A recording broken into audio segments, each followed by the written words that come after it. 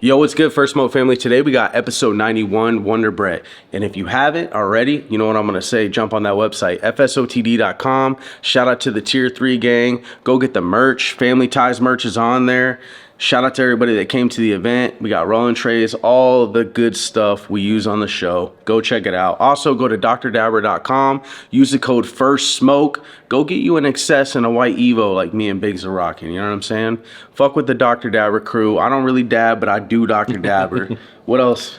If you're a grower and you need supplies, if you're a hustler and you need bags, all the above, right? If you're in the industry, growgeneration.com or Grow Generation stores nationwide. First Smoke 10 is the code you want to use at checkout. Trust me. Also, if you're a grower and your flower's not tasting the way it should, it's not looking the way it should, it doesn't smell like it should, Drip Hydro, nutrient company we rock with, First Smoke 10 again, but let us know, reach out, family@firstsmokeoftheday.com, send us an email, let us know you want to try Drip Hydro, we'll link you up, I promise. We'll get you a trial run, we got you taken care of, and without any further ado, let's get into these flavors with Brett from Wonderbrett. Let's go. I've had dreams about going up to for years for a Wonderbrett facility. Then I run into Xzibit at Tower Records. What's poppin', y'all? This is another Smoke Box presented by Be Real TV. I'm Dr. Green Thumb, aka Be Real, here with my man Wonderbrett. How's it going, bro? I got really into it in '98 when I got gifted the OG cut.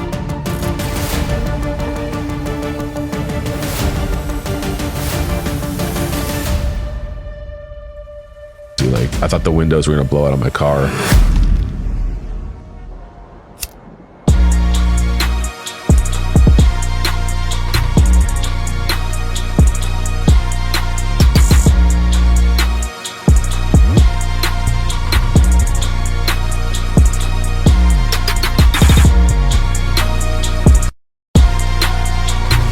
What's good, everybody? We're back. It's First Smoke of the Day. We got a special episode today, episode 91. It's your boy Pat God's in the building. I'm here with my co-host Blackleaf as always. What up? What's good, man? We got a special guest, man, Brett of Wonderbrett in today, man. Thank you guys for having me. Dude, legend in the game, been doing your thing for a long time, and it's a pleasure. It's a great show. You guys have a great format, so I'm interested to see what kind of questions or curveballs you guys might have lined up for me. So. It's funny you say that. Oh shit! I already stepped into it.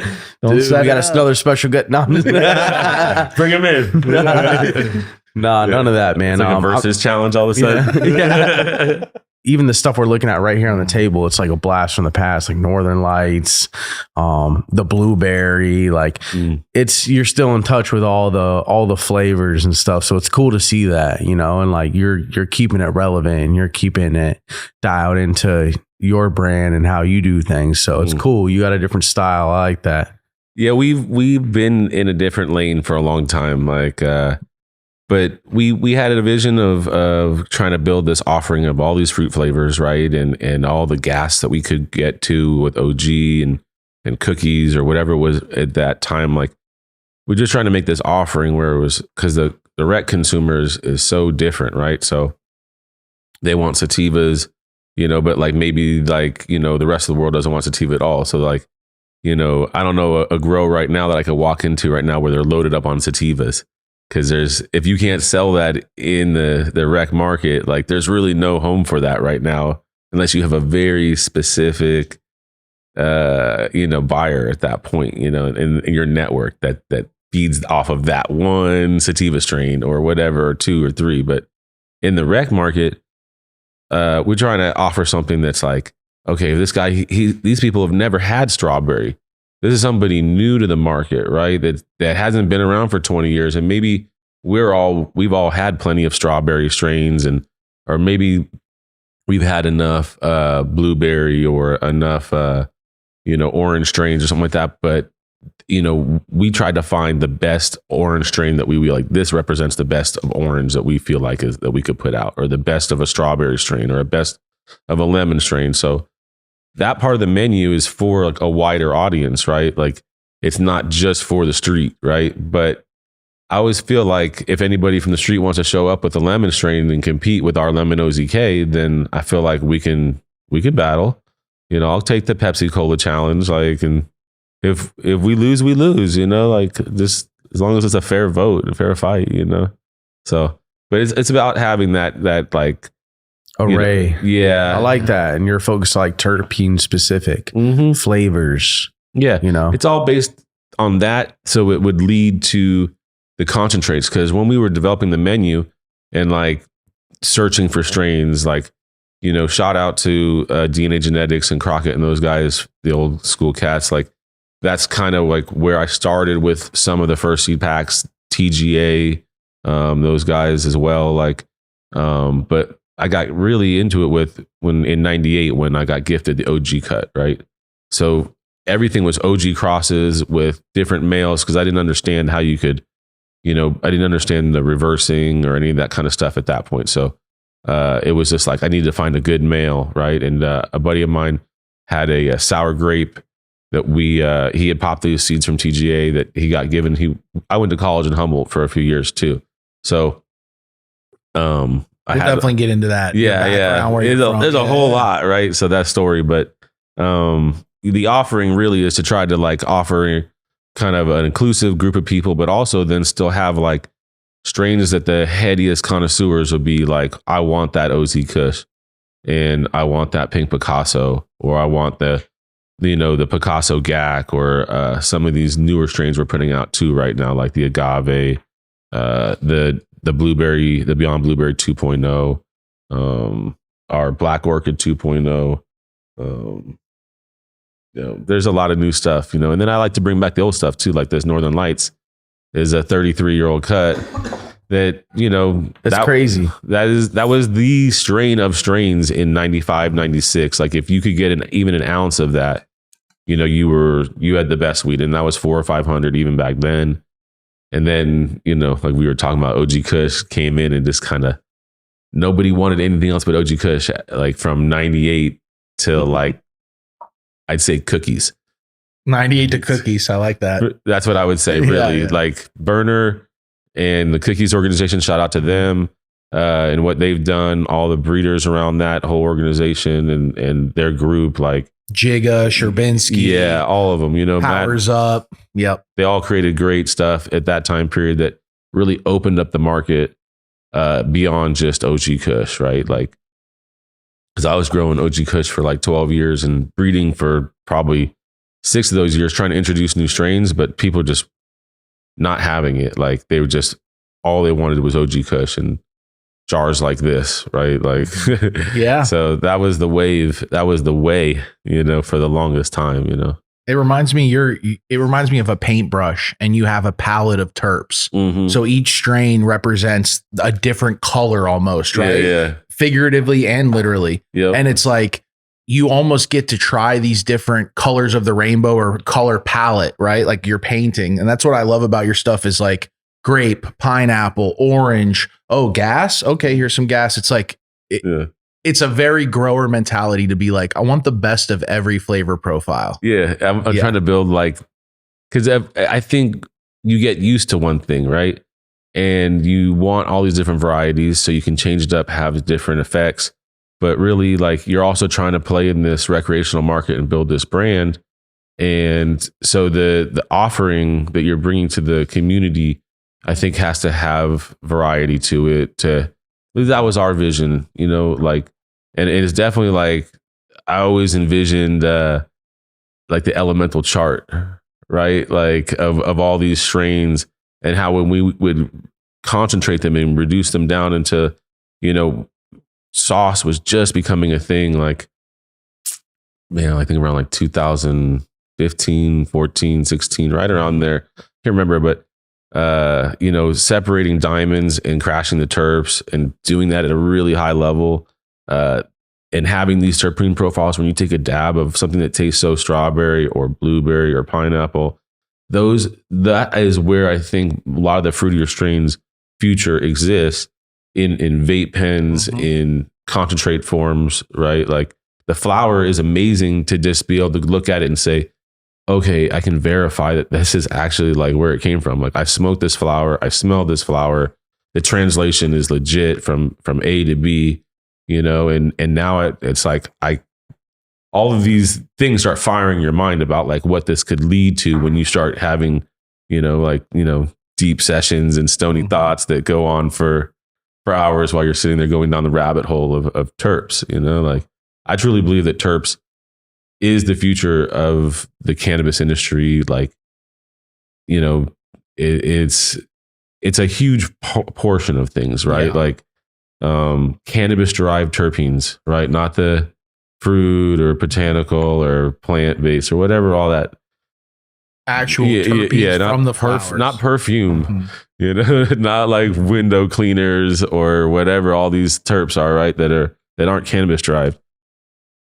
I think that I don't want to let the cat out of the bag, but I just really feel like that's the move, like for the future. Like I have an idea, but I just don't want to put it out till it's out. You know what I mean? What's your opinion on people that are spraying artificial terps on finished flower? I don't really like. I've tried those infused pre-rolls that are like that, right? I think that's what you're alluding to, right? No, like packs of flour. Oh, that's awful. It's big right now. Wow. Okay, so if it's fake, artificial flavoring on packs of flour, spraying it. yeah, that's awful. Like, Yeah. for me, no. All those fake terps just give me headaches.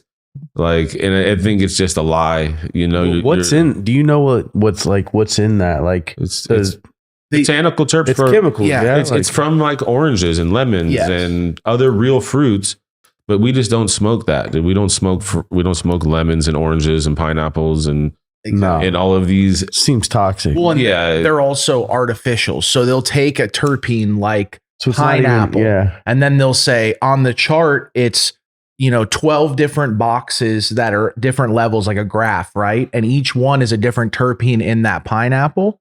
And what they'll do is they'll say, okay, now replicate that artificially.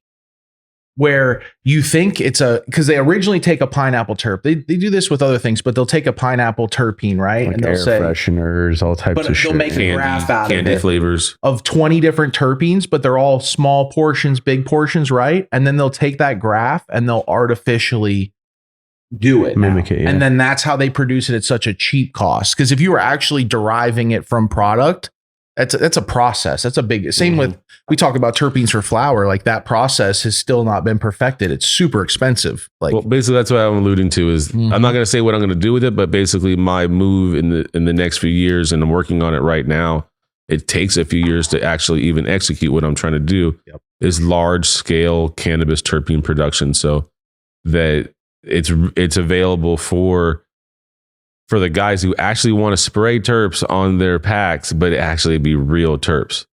You know what I mean? Like not fake That's terps. controversial. it is, Yeah. or Like add it to That's controversial for the food. consumer. Add it Yeah. to champagne, to food. I've seen companies popping up and doing it, but we champagne haven't and all even types of shit. Yeah. tap the surface of what you could use actual cannabis terpenes for. Like, what if it has a medicinal value we haven't found? It's like It there's a would be lot cool, of like a fragrance, Dude. something like, I don't know, different Yeah. things.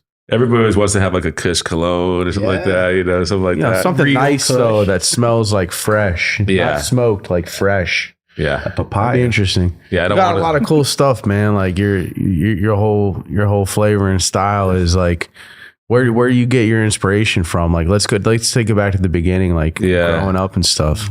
So, my mom, she was in the clothing industry.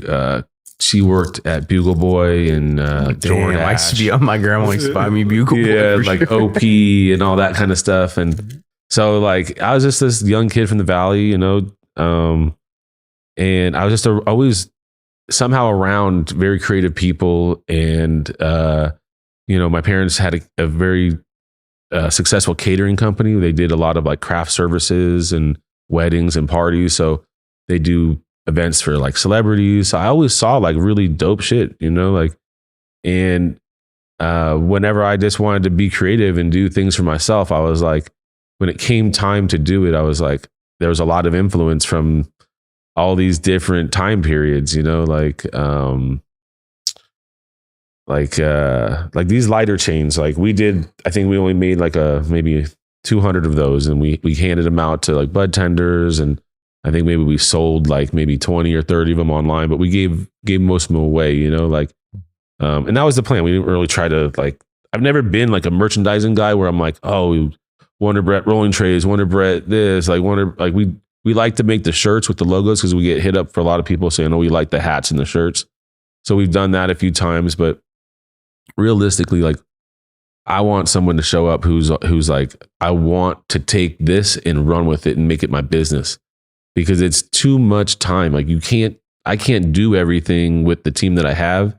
Like I need somebody who's like, I've done this before. I've got these clothing deals done and I know exactly how to put these moves together. Let's just take your logos. Like we've done some collabs with like LRG that have been really successful.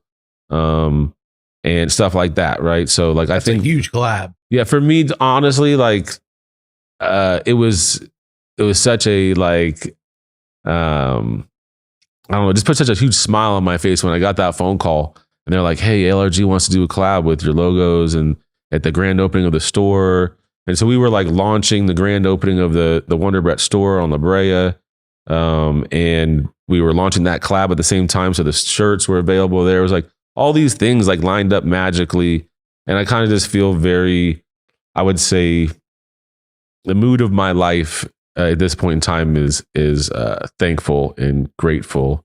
And just like, I have a lot of gratitude for a lot of the things that just, when I look back sometimes of the people that have given me opportunities, the people who believed in me, the people that opened up doors for me, all of these genetics that I was able to get gifted or just like find amazing seeds that came out of these seed packs that led to finding great males, that led to these different varieties on the table now. Like, I don't know. I look back and I'm like, oh yeah, we have done a few things, you know, like I like to say like, thanks to, you know, like Sublime, like the first collab I did with like Sublime with Rome, right? Like, that was dope. Like BJ Chicago Kid, Russ, Be Real, like just to be able to work with those dudes, like it's an honor. It's just a blessing, you know, like sometimes I don't realize how lucky we are sometimes, you know, like you get caught up in all of these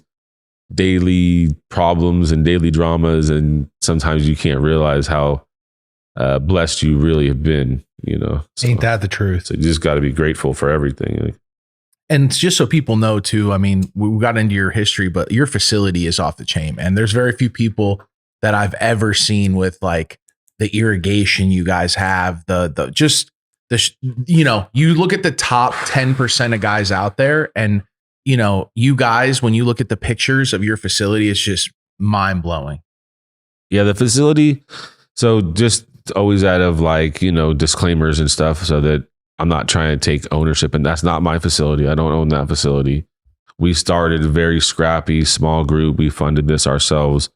We had a few friends and family that helped us pay for all the packaging to get to the scale and some staff. But we made a deal with that company that it's called Walnut, is the people that own that grow. We came in, gave them some of our brand, a few points on the brand. They gave us access to the building and the ability to run the grow. So I spent the last 3 or 4 years really just like honing my skills at that scale, which is different. Like it's not like I needed to learn anything different when I went in there. It's the difference is executing, right? Like trying to, the way that design of that facility was and still is it's tough. You're taking down 4 or 5 harvests a week. It never stops. You're taking down 208 harvests a year. Like, so you taking down, it's like running and growing at a sprint. And so you're learning a lot at that speed of scale, but it's like it never stops. And, you know, what I think the hardest thing wasn't like knowing, you know, what to set the temperature of the room or how to water or what to do. Like the growing aspect would already kind of been figured out before we went in there, but getting everything to work at that scale, getting the water rooms to really work, to get communication between your teams to work. Like when it's when it's 100 lights, you and a few of your guys can just communicate and get it all done because you're all in tune. You're like, we're all cutting clones together. We're all deleafing together. We're harvesting this room together. But once you're taking down, you're refilling rooms 4 times a week, cutting clones 4 times a week. You're doing all these things 4 times a week. You have to, like, it forces you to segment your team. And this segmentation then creates different departments. And then it creates communication issues and scale problems. And that, I think, has been the hardest thing to figure out overall. And I think we're in a really good place now, but it was like, I think we ran, more fat in the sense of like how many bodies we needed for at least 2 years. Like when I went into the grow, they were told us like, oh, we'll have the water room all set up. I'm like, please. I'm like, just like, if you turn this grow on, in which we got, it's so crazy. We get lucky in these weird ways, but we got approved on 420 to be able to move plants in on 420. So we're like, oh, we're moving plants in on 420 then, like, so we were moving clones in on that day. And of course there was no water system built. And the way the building was turned on, there's 36 rooms. So you're turning on one room a day, basically. You're filling them up. And then as they hit to size, we vegged in place on that first launch because even the veg spaces weren't even built yet behind it. And they were like, oh, we'll have all those trays put together. By the time you go 18, 20 days in and you're watering like 600 plants by hand, it's taking the whole staff, you know what I mean, to do this, hours of days, like it was so inefficient on the launch. But the owners of the building, and they were just like, we want to move fast. We want to move fast. We want to get out this product. So we were under a lot of pressure, to perform and at that scale. And, maybe looking back, I maybe would have put myself in a different position in a different way, but I learned a lot and I really appreciate it still. Like it's been an amazing experience, like. The question is, how do you get there? Right. From like from Brett growing up, right. And you're growing up in the Valley, like Pat Gods likes to bring it back. Yeah. Yeah.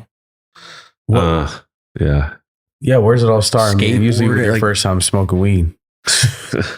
Well, I was a 80s baby, really. So the DARE program was strong and it worked. I watched a lot of A-Team. I watched a lot of Miami Vice, and like everybody was a drug dealer was the bad guy. You know what I mean? So it worked pretty good. And then I found out my sister was smoking weed and I was really upset about it. And then they kind of explained to me that weed wasn't the same kind of thing. And then I found out my mom was smoking weed too. And then, so it was like, it was in the family. And then I just kind of got curious at a certain point, like when I was like 14 and just like when they weren't home, I just like found my mom's weed and her like acrylic bong with the like graphics, and the metal bowl with the like wax dripped around because the grommet was gone, like to make a seal. So it was like the most, archaic of that time, but like it was like, early 90s for me right there. And once I smoked weed, I just knew it was like, for me, it was like immediately the sensors went off that I was like, oh, this is something I need in my life. It was, I've always had the ADD and dyslexia and some of these things. And they'd put me on some of those pills like Ritalin. And then when I smoked weed, I was like, I don't ever want to take any of those pills ever again.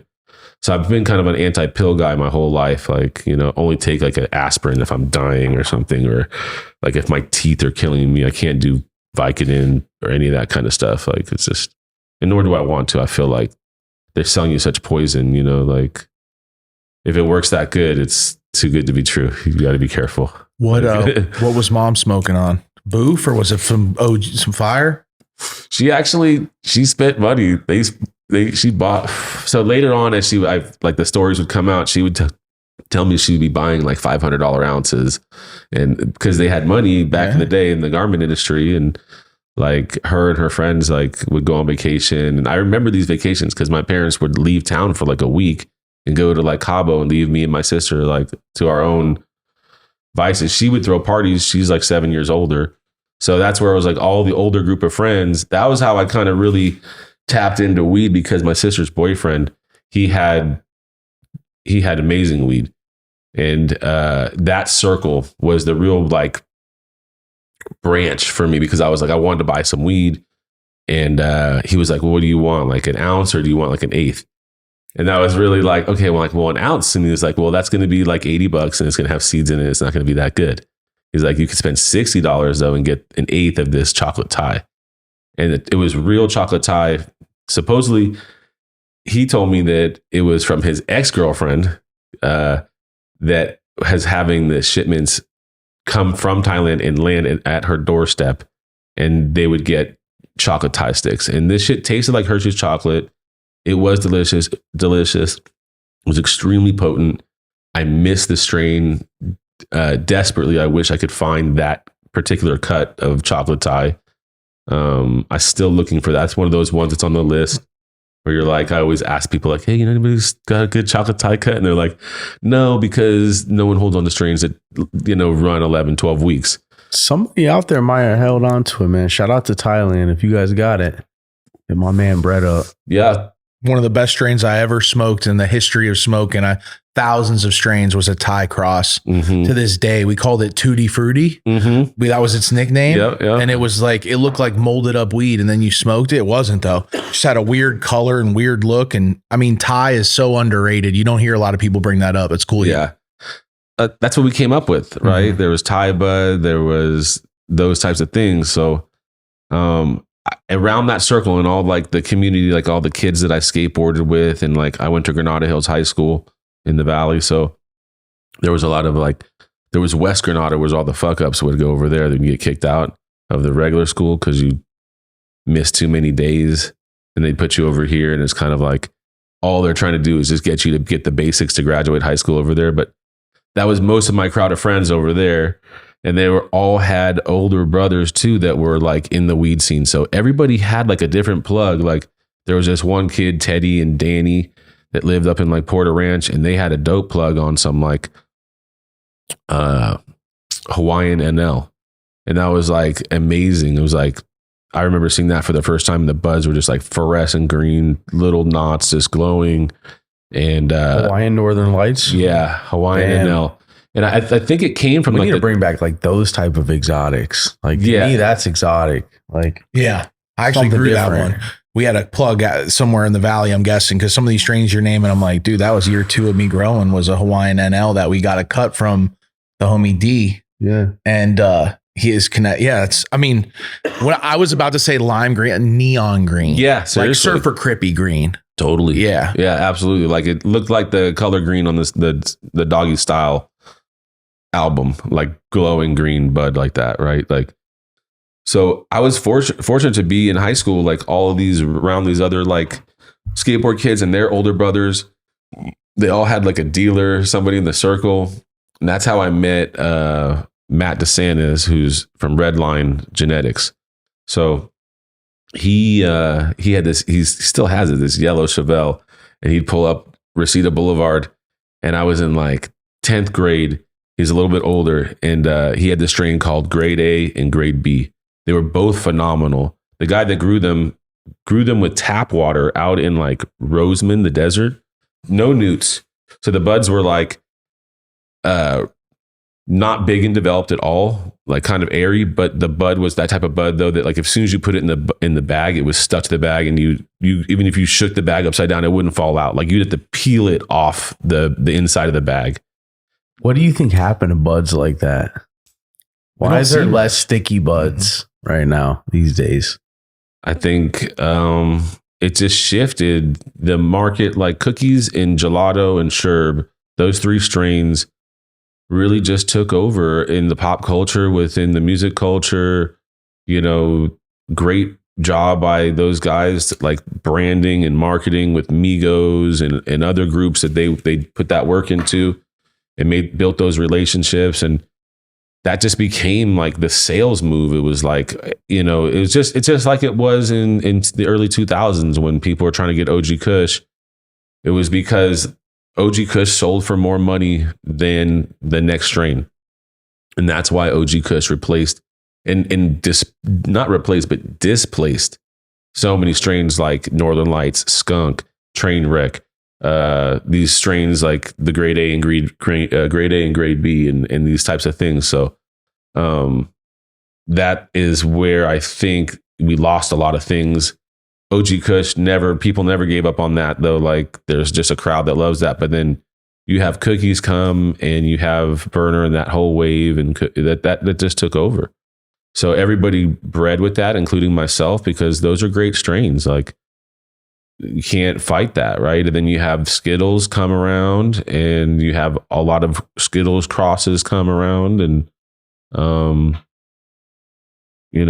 that's how, it's like when Dying Breed dropped the OZK packs, seed packs, and I found the gem of OZK, like the cut that everybody wanted and still wants, and I haven't let it out. Like, and I debate that type of thought all the time. Like, should I just give it out? Should I just do like a clone drop and just give it out? Or should I just call up like 10 breeders and just be like, hey bro, just let's do a seed collab, and let's do one with, and shout out to Compound. Like all these breeders, like shout out to all of these guys, you know what I mean? Like our Grapes of Wrath, like I found that in, one of his seed packs when he was just dropping those seeds at Emerald Cup, when it was still like, Emerald Cup was the Emerald Cup. Like, when you'd show up and it would be like all of the seed companies, Skittles had a line that was, 100 deep, like, I'm glad we got to go to a few of those. Experience that in your life, because it'll never be like that again. Attention, growers, hustlers, trappers, and yes, even you, the cappers. The right carbon filter can possibly save your life. Grow Generation. I ran out of vacuum seal bags. It's a Sunday. I need the single-sided or the double-sided all black. Grow Generation. Oh, that last mom can't get transplanted because she needs cocoa and you ran out of bags. Grow Generation, in store or online. Let them know First Smoke 10. That's the code to get you hooked up. First Smoke of the Day sent you, First Smoke 10, Grow Generation. Yo, what up? It's Blackleaf. I'm here at Grow Generation, and guess what? Drip Hydro's storming the market. All the best growers I know are switching to it, and guess what? There's a reason, because it's preserving terps. I keep hearing that, preserving terps, and that's why we're here with Sunshine, facility advisor, facility manager, overall the man with Drip Hydro. Listen to why it's different, man. What's going on, guys? Sonny here with Drip Hydro. Thing is, at the end of the day, we just wanted to make a simple, clean, cost-effective nutrient line that nobody has really seen on the market right now. Nobody uses really our chelation formulas. The micronutrients that we have pulled to make this line is really just what makes it overall, bringing that consistency and quality back to what we want to see in growing herb again. And overall, at the end of the day, it's still really light on your wallet. It's a 5-part nutrient line. And again, if you're not staying sterile, or you have a big facility and you don't want to run rock wool and you want to run a mix of cocoa with an enzyme or something, you don't even have to run flow with it. So at the end of the day, it's just saving you money on your wallet while bringing the consistency and the quality of terps back. We wanted to bring the terps back and bring the soul back to growing. Versatility, cost effective, and quality. I mean, what else can you ask for? Drip Hydro, First Smoke of the Day, Blackleaf approved. Peace. Act like you know how this goes. Yo, First Smoke family, what's good? Go check out Dr. Dabber, drdabber.com. Use code FSOTD. Go pick up an Excess and Evo. Me and Biggs are on the Excess, as well as we got the merch on the site. The link's gonna be in the Fumble a bag, now I will not fumble a bag. Act like you know how this goes. Mood Trays is where we get our merch done. Shout out to Mood Trays, man. Moodtrays.com. FSOTD, this is where you're seeing all the gear, the custom die cut rolling trays, the ashtrays. These things are impeccable. They do an amazing job. Quick turnaround speeds, low minimums on the orders as well. Any of you up and coming brands, no orders too small, go to moodtrays.com, use our code, you're gonna save more money, and they're really gonna take care of you. They're gonna know you're part of the family. Shout out to Mood Trays, man, and let's get it. It was like the farmer's market of all the best people that had lived in Cali or from Cali or moved out here. Global attendance. And then, global attendance. Yep. And collabs that span even globally, like some of the seed collabs, the strains used. I mean, CSI Humboldt, there's so many guys that put in so much work. They would work all year for that. To be like, I can't wait to, because they also know that some of the best growers out there are going to come, and now they can get their gear to them. But growing up in the Valley, smoking weed just like another thing, right? I mean, you think coming from Cali in those days, it's just like everybody's growing and smoking. Yeah, I thought that was the case. And then I had relatives that would be looking down on me heavy. I had living two lives for a long time, like, I spent a lot of time in the studios making music. So that was kind of my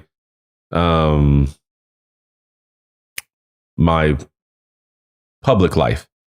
Right. And then the private life was the growing life and selling weed. And they crossed over each other because of music. And I love music so much. And I like just being around creative people. And it's just so inspiring. And you sit in a room and you get to hear people like, Dr. Dre talk for an hour, or, other producers around him like Fred Reck and, Scott Storch and Mike Elizondo and Melman and all these guys that made my favorite music.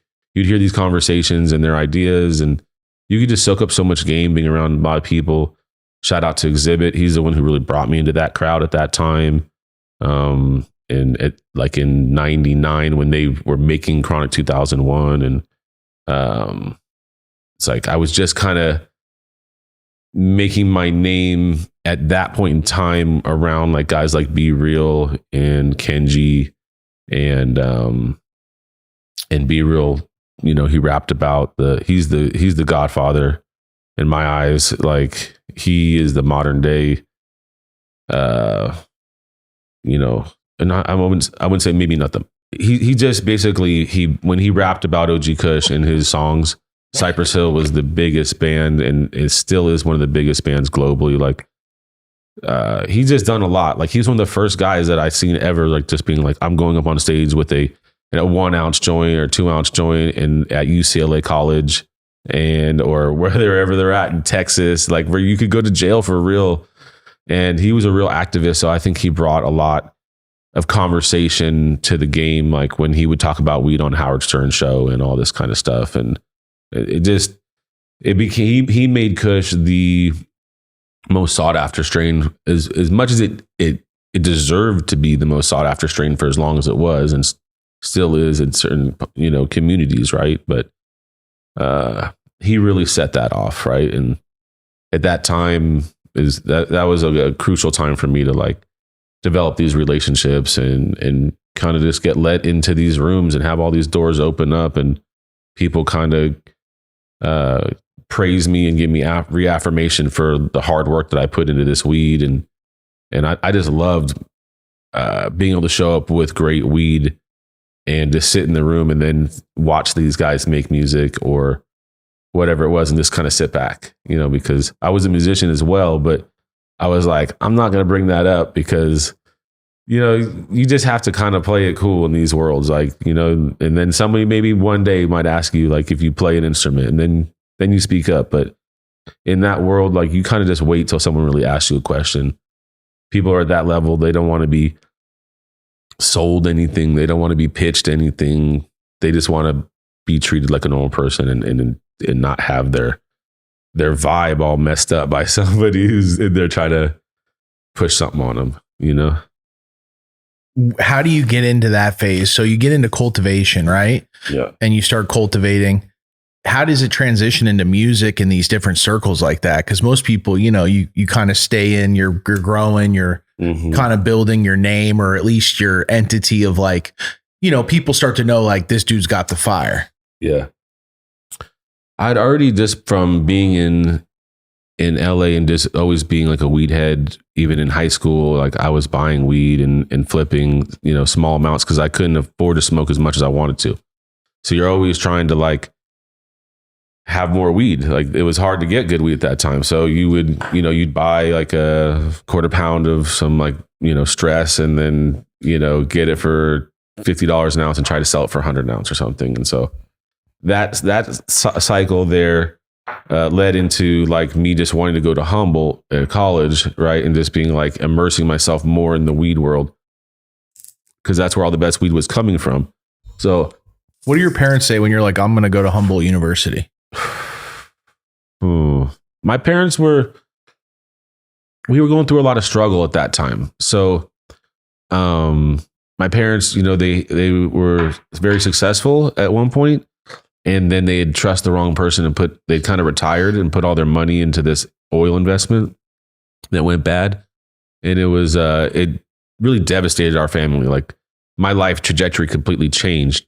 Like I probably wouldn't even be in this seat if it wasn't for like that, like trauma or, terrible situation that happened to our family, right? Like we lost our house. We went through all types of bad situations. So but that type of adversity though, and struggle, like it led me to where I am today, right? Like and that kind of, I think, made who I am, my character, like the ability to be resilient and, take an L and get back up again and go again and throw yourself out there into the world to be judged with your weed or judged with your music or judged with your art, or get up on a stage and talk for 20 minutes in front of 100 people or more or something. And like you're just putting yourself out there to be judged. And I'm just trying to, basically get my message out there about what I believe in and how I want to do things and what I'm trying to create, and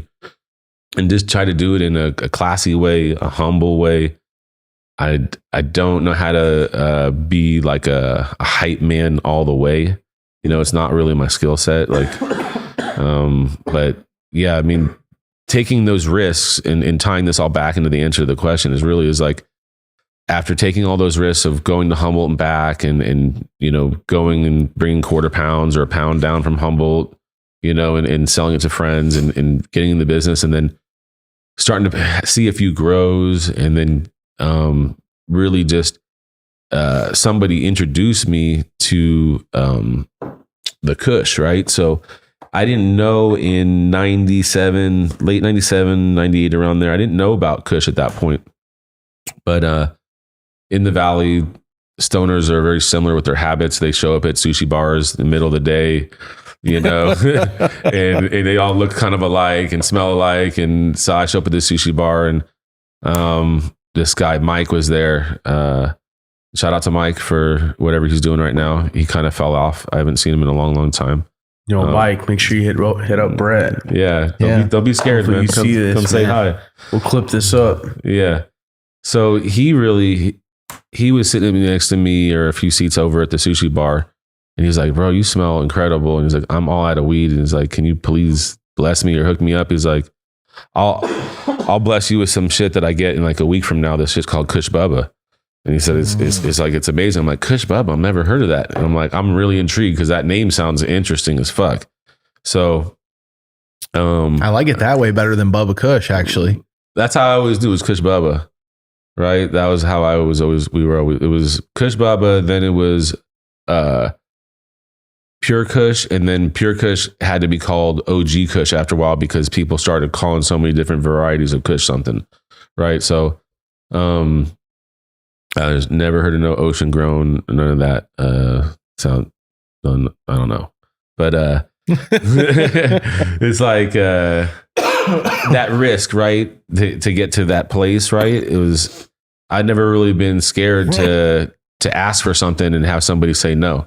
It's like, what's the worst that can happen? You can say no, right? So I, by chance, this is after I'm growing Kush for about 6-7 months, and I had my first, probably my third harvest at that point. And was probably my second harvest, really, because veg times were slow. I was growing in an apartment. Like, we can get into that, So you started with growing OG. Yeah, I started with growing OG. Dope. So I jumped into I got thrown into the fire with the best strain, but I knew what was given to me was the best, because as I led up through that story with Mike, and he shows me Kush Bubba like a week or two later, called me. I thought he'd never call. I was like, probably never call me. But he calls me and he's like, "Yo, I got some of this Kush Bubba I want to show you." And so we started to hang out more, and that Kush Bubba was fire. I was like, as soon as you lit it in the air, it was like, it smelled like a Santana Rock concert from like when I was a kid. I was like, what is that fire ass smell? Like, there's a very distinct smell for Kush Bubba in the air. So we're smoking that for about a month, and then he's like, we got to get the OG cut, or not the OG cut, but the OG Kush. No, Pure Kush. Because we weren't talking about it as OG then, calling it Pure Kush back then. And I was like, Pure Kush? And I'm like, he's like, yeah, that's the one that they crossed to make this Kush Bubba. And I'm like, well, where is it? And I've already, mind you, I've driven to Humboldt straight through and back multiple times in my life at this point, like for 3 years straight. Right. So he's like, oh, we just got to go to the Bay and see my boy Ian.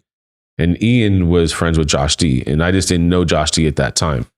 But that was their circle up there. So I went up to the Bay and we would just clear out Ian every time that he would harvest. And he had a little grow, a 4-lighter in an apartment as well up there. And he would take down these small harvests and I would just buy everything. And basically he, after like the third or fourth time going up there, he was like, listen, he's like, all my friends are kind of like pissed because you keep buying everything. Cause he was selling it for 300 ounces. I just like all for 400.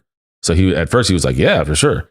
But then like after a few harvests in a row, nobody around him was getting any more personal ounces or weed for around him. So he's like, listen, you need to grow it yourself. And I was like, well, can I have the cut? And he was like, yeah. So he went in the room, cut me like 5 cuts, put it in a Ziploc bag with a little bit of water and said, okay, you need to learn how to grow. And I was like, well, what do I need? And he's like, you can use these or you can use these. And then what he was talking about was, there was basically only 2 newts on the line at the time. There was General Hydro and A and B, SVB, A and B, the red and green buckets, right? Like if the guys that know that. And it was like, well, one has 3 parts, one has 2 parts. I was like, well, I don't know shit. So I'm just going with the simpler one. He's like, you need a pH meter, keep it at 6.0. And that was basically it. It was just A and B and a pH meter. And he's like, you need to get a light. And I was like, okay. So I went and got a light and I brought these clones down with me. So like the very next day I went and rounded up all this shit that I needed. And there was only like one hydro store on Reseda Boulevard at that time, which I think it was called, I can't believe I can't think of it. Easy Green maybe or something like that in the Valley. And then, so I had no place to grow though, because I was living at home, but my dad above his catering office and his catering business, he had this office up there that he wouldn't really go up to very often. So I went and blocked the light out up there. I hung the light. I put it in, I rooted these clones. I called my buddy from Redline, which wasn't Redline. It was just Matt back then. We got the yellow Chevelle. He was the only one I knew who remotely knew anything about growing at that point. Besides some dudes in Humboldt, they were all soil growers. So he was like, you need to cut, the clones with this Hormex powder, dunk the clones in the cubes and put them under this fluorescence and dome them for like 2 weeks and they'll root. I was like, okay, cool. So like 3 of them rooted.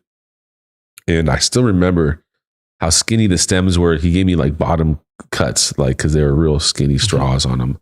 But I remember what they still looked like when they rooted. And so once they rooted, I put them in soil. I knew nothing about soil. And I basically, after like a month of growing them, getting about 2 feet tall,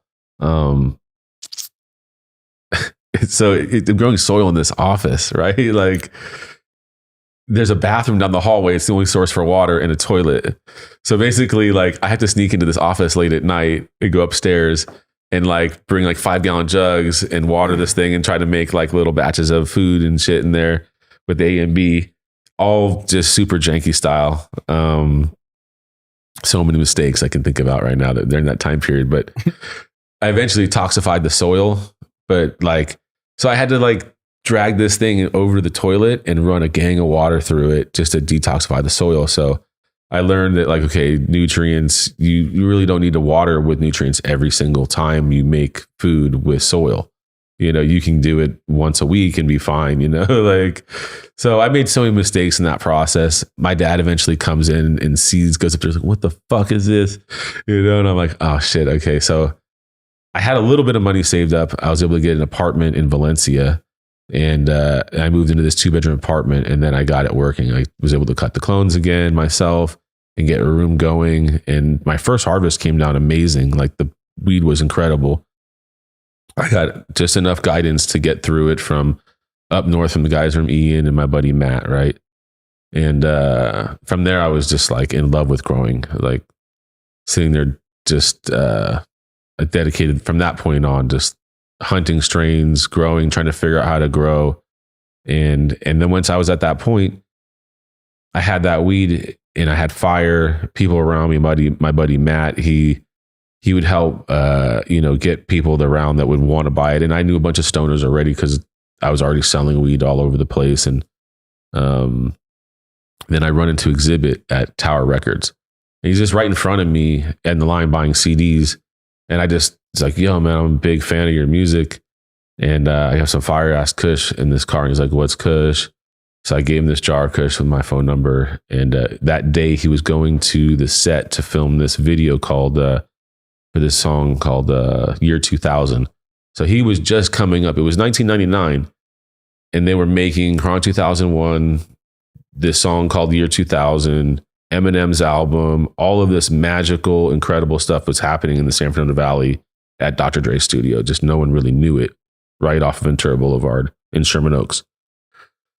So he calls me and he's like, yo, this is fire. Come pull up, bring some more ounces. And that was kind of how I got into that world, right? So it was like high school transition, family having terrible calamity, me getting blessed with Kush, and kind of having this role reversal with my family where like I started generating all the money from weed to pay for our whole family because everything was so bad, right? And then we slowly rebuilt the catering company again. But my dad got sick. He had a heart attack. He just couldn't redo it again. So it was like at a certain point I ended up having, reached having a few different houses. And I was like, my dad was living in one of them and he was watering plants for me. And I taught him how to grow, but he just didn't understand the nuances of some of the importances of certain things. Like when I say water at 10 a.m. means you should water at 10 a.m. And if I show up at 11 and you're still like, I'm going to get to that in 20 minutes, because you were doing laundry or whatever, that you just don't realize the importance of it. So we would butt heads sometimes, and family businesses butt heads. So eventually he just kind of went to Florida and relaxed in West Palm Beach and chilled. And I would just send him a little bit of money here and there to help them out and stuff like that. But that was just part of all the struggle to get to where you realize, what you want to do in life at some point, right? Like, and I just knew it was weed. I was always looking for something else to do. I was like, well, if this weed doesn't work out, like, because there was no legal opportunities at the time, not really, until Colorado went legal. So then things really changed. That's when I was like, I really want to make a brand, but California was still behind a few years. And you're like, come on, like, how are we behind? Like, how's Colorado first? Like, and we're still 3 years dragging our feet. And then, it eventually happened. It's the same what they're doing with lounges out here right now. Everyone's been paying taxes. We got Prop 64. It's been in full motion. Everyone's been, getting licenses, and let alone there's like 2 lounges open, it's crazy. Yeah. Crazy. Well, the lounge model doesn't make any money. So that's like, there's nobody really trying to rush to open them, like it's the business model doesn't work right in the way they've done it so far, right? Like, you've seen a lot of lounges.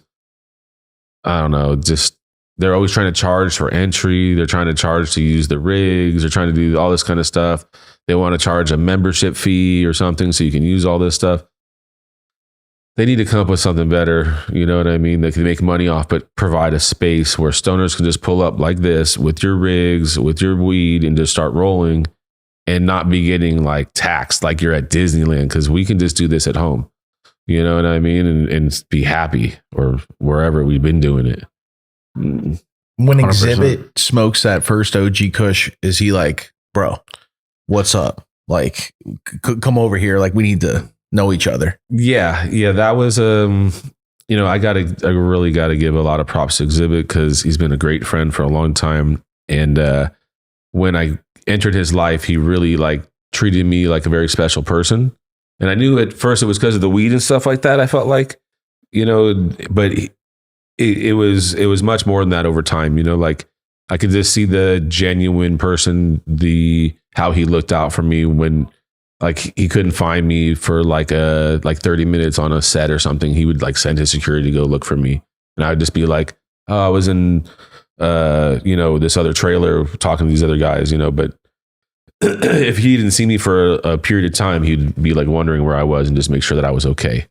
So he always looked out for me when we were out in the street or at a studio or a video shoot or something like that. And I got to see a lot of dope video shoots, like the next episode and some of his videos. And I don't know, it's just dope that I didn't realize how big of a wave that music was. I was like, oh, this is dope, because I was listening to that point really like their earlier Dr. Dre stuff. Never heard of Eminem at that point. Xzibit was like a new and upcoming rapper. I'd seen him like at these underground shows, with the Alcoholics and stuff like that when he would perform when he was just coming up. And then his voice was so distinct and his lyrical content is very good. And I don't know, I just connected with him, and we had a lot of good times together. We still do.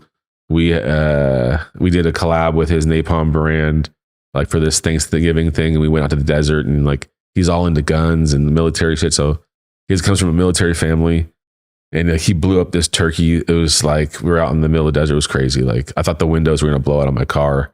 I was like, I'm not going to be anywhere near that when that thing goes off. And we had a lot of fun making this like little video where we were walking and like bumping and pushing into each other, trying to like get in front of the camera first, just having a good time. And I really cherish that type of situation, like from being that it's 2023 and I met him 24 years ago, and he was young, I was young, and now we're still just like having fun making this video and like supporting each other. It's cool. I'm just like I said, grateful. That's dope.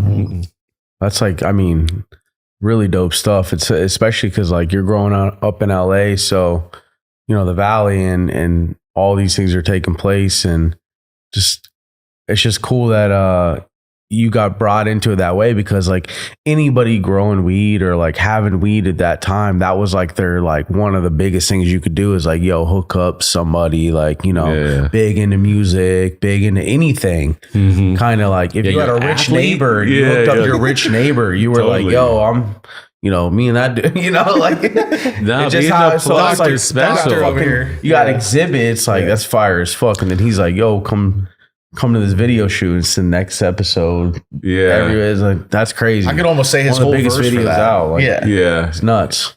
It was. So one of the regrets I have during that time period, they invited me to go on the Up in Smoke tour. And it was like, I got to go to the first show with it. They launched it because it was local, but I could have went on tour and been on the bus. But I was like, I got to stay home and take care of the plants. Like, there's no other person that's going to run the grower, bro. Not many will understand. Yeah, you get it. No, but it is like that where, what are you going to do? That's also, you also have to be like, well, this is why I'm here too, though, right? Like at that time, you're like, this puts me at the table. So I do have to make sure that I don't forget that. Next thing you know, you're on stage rapping and shit. I have no. That would have been a crazy experience, I'm sure. It would have been because that time period was just different. There was no digital. You were going to the concert when that shit came through. You were getting the CD or what No, it was epic. You had Dog Pound, Snoop, Dre, NWA got back together for the first time. You had Eminem, Xzibit, Nate Dogg. Corrupt, Daz, like all of these incredible people on that tour. And I was so wanted to go on that tour. And then when I saw the videos of the crazy mayhem, I was like, man, I wish I would have went. But honestly, I had just gotten my first grow house at that point. I moved out of this apartment because I basically destroyed that apartment. And I hope the statute of limitations is 24 years deep.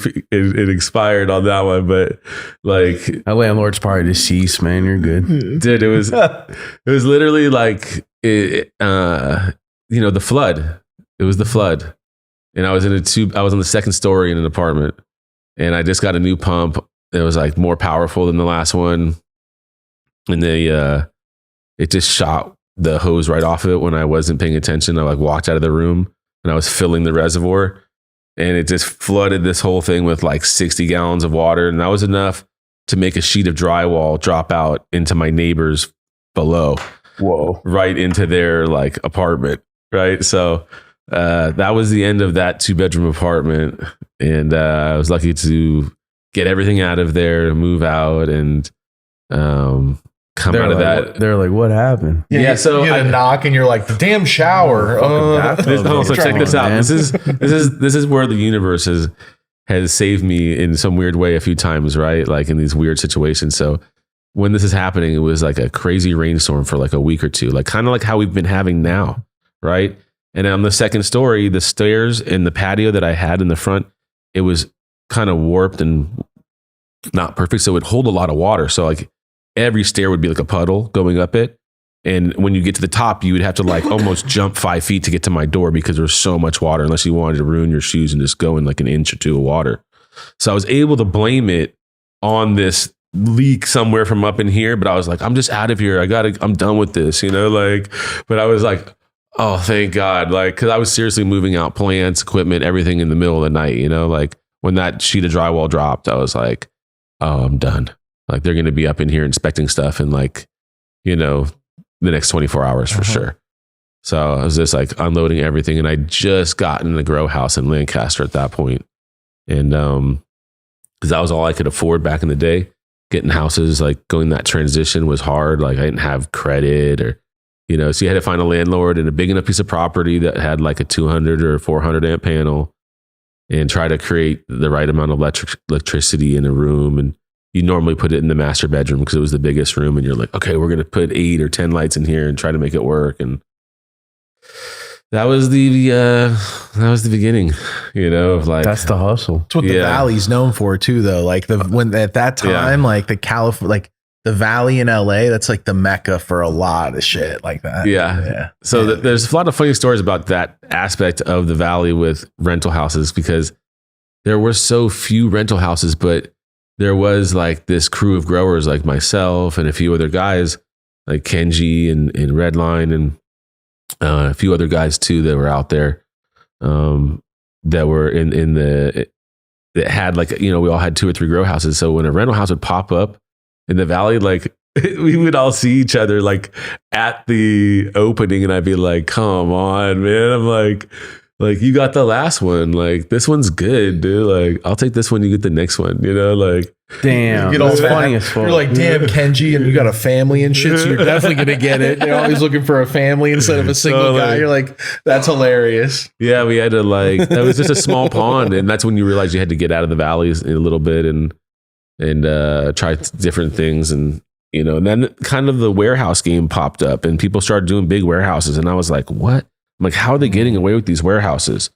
And sure enough, people got away with warehouses for a long time. Like we ended up eventually getting, rid of all the houses and just going into one single warehouse. And that was what we had when we transitioned in 2008, or 2018. Oh, okay. Yeah. Damn. So ran that warehouse into the situation now. Yeah. Wow. That's how we built the brand. Was really started from the house that I was growing with my dad. Right. So this attorney, Eric Shevin, he calls me and he's like, hey, these guys in Colorado are looking for a grower. And I you always have, good products. And I always, when people ask for a grower, he kind of gives them my name a lot of times. And maybe a few other people are in that list, right? For consulting so these guys from Colorado fly me out to Colorado. And this is right when it went legal. And they had this like pet clinic that they had bought and they got a license and they were converting like there was all these like concrete bays where the dog kennels used to be. And I was just like, I can't do this, man. I'm like, it's like snowing outside. This thing's like subterranean. Like you guys don't know what you're asking for. I'm like, I can't even tell you how to get this to where it needs to be, to where like an inspector is going to walk in here and do this, like, and sign off on this, say this is good for fire code and all that kind of stuff. I'm like, my skill set is on how to feed the plant, identify unique genetics, breeding, plant health, post processes that are preserve the quality of the genetics so we don't lose the terps. And that's what I'm really good. I'm not a mechanically inclined guy. Like I can, put together something from IKEA, but I've never sat under the hood of a car and been like, let me tinker around and put this carburetor in and I just haven't been that kind of guy. Like, so I had a whole team of people around me that you had to build to support that self. Like when you're back in that day, you needed to find a homie that was a great electrician. You needed to find a homie that was great at AC work, and you needed to find another dude who was good at carpentry. And then you'd be able to go into houses and get like kind of like clean home grow setups, which I thought were like pretty tech for what we had done at the time. Like, and God knows all the trouble we had to go through at grow houses. I mean, the 2004 to 2008, like real estate, like climb and bubble, like people were doing so many refis. I had to take houses apart because they were like, I'm sending an inspector in to refi, to evaluate the house again and give us, they were going to take out another 100,000 loan to go buy some other house or whatever the owners were doing. But we had to like put together houses back together within like, a few days. So you had teams that we would just literally, you got holes in the ceiling, you're patching drywall, you've got the carpets already out of the house, you're putting new carpet back in. I would be having walkthroughs with the owners and the like adjusters or whatever, and they'd be like looking around me like, this is better than what we gave it to you as, and we would do crazy shit like that too, like put in like a brand new vinyl fence on the one side just to make the neighbors stoked on the other side, like pay for some extra gardening in the front, so the other neighbors are stoked. So you don't just look like, young kids with raised up trucks and motorcycles and quads. Like, and I mean, I thought we were slick, but as you get older, You're like, yo. Yeah, it's almost like we were wearing a uniform, like how rappers wear uniforms now. Like you got to have the Louis belt, you got to have the Gucci this or the. What was the uniform? The uniform, it's still the same uniform. It's still the same uniform. It's lifted trucks, right? Like it's toys for like young dudes, like people who work a real job. Like they're looking over going like, yo, you got a boat now? Like you got a motorcycle and you got a This guy's doing pretty good. Yeah, and you got, you're just living the life, and they're like, I don't see this dude even leave his house before 10 a.m. ever. You know what I mean? And they're out all night and you're partying and you're just, you know what I mean? Like that was one scene. And then you had, I bring up Matt from Redline a few times because he was such a close friend of mine and still is to this day. And we support each other. We pass back genetics and breeding projects back and forth. And part of his menu on Redline is some of the males that I gave him that he helped create what he has. And some of the stuff that I have on my line, he's passed back to me that's back in my line. And he was the wild one in my group. Like I was reserved and tame. And I was like I almost consider myself like the photographer in the corner, the way I live my life. Like everybody else is partying and I'm just kind of like there as this observer, right? In some way, because he was a DJ at a strip club. So he was living the life. He had 2 girlfriends. He worked at the Spearmint Rhino. He was like top DJ. He knew all the club owners in LA. So we'd be sitting right next to Paris Hilton or Britney Spears or Justin Timberlake and partying with all these celebrities. And it was because of him and it was his charisma and his energy. It wasn't because of me. You know what I mean? Like I was off with these other group with these rappers in a different like private way that I kept very low key because you just didn't even want to really talk about it because you didn't want to burn yourself from your own spot and be like, oh, this dude's out here bragging about hanging out with these guys and it got back. And like, so you just tread lightly when you're in these, places. You don't really want to blow up your own situation. So, huge shout out to Ian and Matt. Yeah, I did. Matt, 2 guys in your life that didn't have to step in like that and give you any assist. And really, that's dope, bro. But giving you cuts at a time like that. Yeah. And then the other guy to be like, all right, 6.0 pH, make sure you do that. Like, just that, just man. The basics. Yeah. It was like 24 lights. He's like, you can do 24-hour lighting or you can do 18-hour. And I was like, he's like 24-hour just keeps it in veg a little faster and this and that. And we ran 24-hour for a long time till we realized it just wasn't necessary. We're just wasting energy.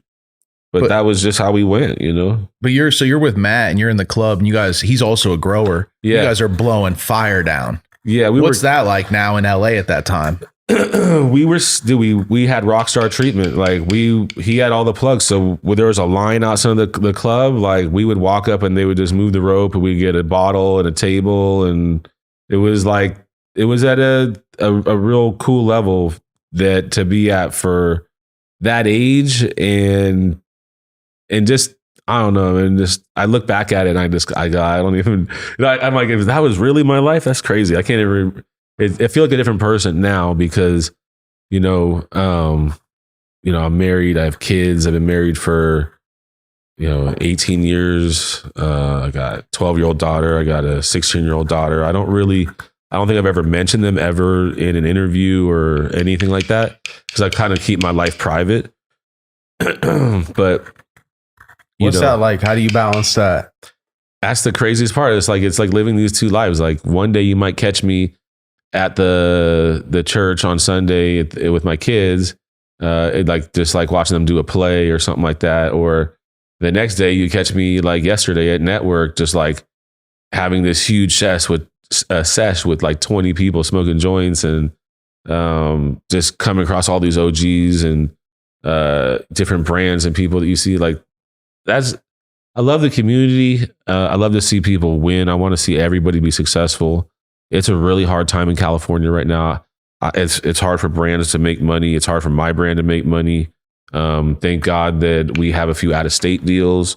And we just trying to make it so it's like we were at a point where we were like selling like almost 800 pounds a month at our peak. And now I'm just like, you know what? There's all these stores that don't pay their bills. So there's massive AR problems. So it's like, if you want to maintain those numbers, you're basically going to be giving away a lot of weed and you can't finance that and you can't afford that. So basically we decided that we're just going to go scale back to the top 100 stores that pay all their bills and only be in those stores. So if you're wondering like, hey, I used to get Wonderbrett at this store and it's not at this store anymore. Well, it's probably because those dudes didn't pay their bills. Right. So we're at a lot of stores. The chains, the accounts we work with, some of them are like, chains that have, 15, 16 locations. Some of them have 2 stores. It's just about who really is running their business the right way. Because, I was in the street for a long time. And when I went into this brand and I committed to this with the group of people and family, I committed to building a brand that would be a recreational brand, that would be something we could really be proud about. I want this brand to be like 100-year brand, like Bacardi. Like I want to make it through this phase and putting energy into the street, and it takes away from the energy of this. Not that like, no knock in the street, dude. Like I live in the street. I built myself from that street. But once you do this and then you commit yourself all into this one thing, that's just how I am. I'm just committed to this. And when we built this brand, it was with these boxes, with these jars, like that was meant for a long-term vision. Like there was no need to do this at the time that I did it. When I did this, they were selling pill bottles that popped open, little white caps. Yeah, and bags didn't even exist at the time in the market, really. Like bags started to come into play at that time because edibles. People started to put like artwork on edibles. There was no branding for cannabis, and like I was selling my OG packs to the stores, and it was pissing me off. I'd go in there, they'd rename it this, rename it that, and I would go store hopping, going to different stores around the valley, Santa Monica, driving all over the place because I don't mind driving. I'll drive 20 hours to go get some good weed. Like if it's a whisper of something special, and you're like, oh, we have to go drive to go get the original, Durban poison. It's like black and came from Africa and it's the highest psychedelic. And you're like, really? Like it's going to make me hallucinate? Oh, let's go. Like I'll drive the journey and the mission, double. So the brand has been, in the inception of like something that was supposed to last the test of time. Like, and so we made it harder on ourselves in certain ways, coming out the way we did it and trying to maintain it this way and grow it this way. And stay in our own lane and not like, monkey see, monkey do. Like that's what's working. That's the hot strain. Like, let's grow that. Like sticking to our integrity of what we think, and what we want to offer to the group. Cause if we just did that, it would like, everybody would just have the same exact shit all the time. So I like the variety. I like to smoke this, this blueberry joint and then smoke that agave joint and then go to the next one and hope that somebody shows up with something that's like, I've never seen before, a jar that makes me want to go, hey man, I need your number. Like I got to get an ounce of this. Like that to me is the ultimate sign of when you want to buy the weed that someone shows you like that. You're like, that's when you're like, okay, I'm connecting. Like this is what people want. Like when I would show up with like pink Picasso jars and like, you know, shout out to guys like, you know, Bobby Trill that, you know,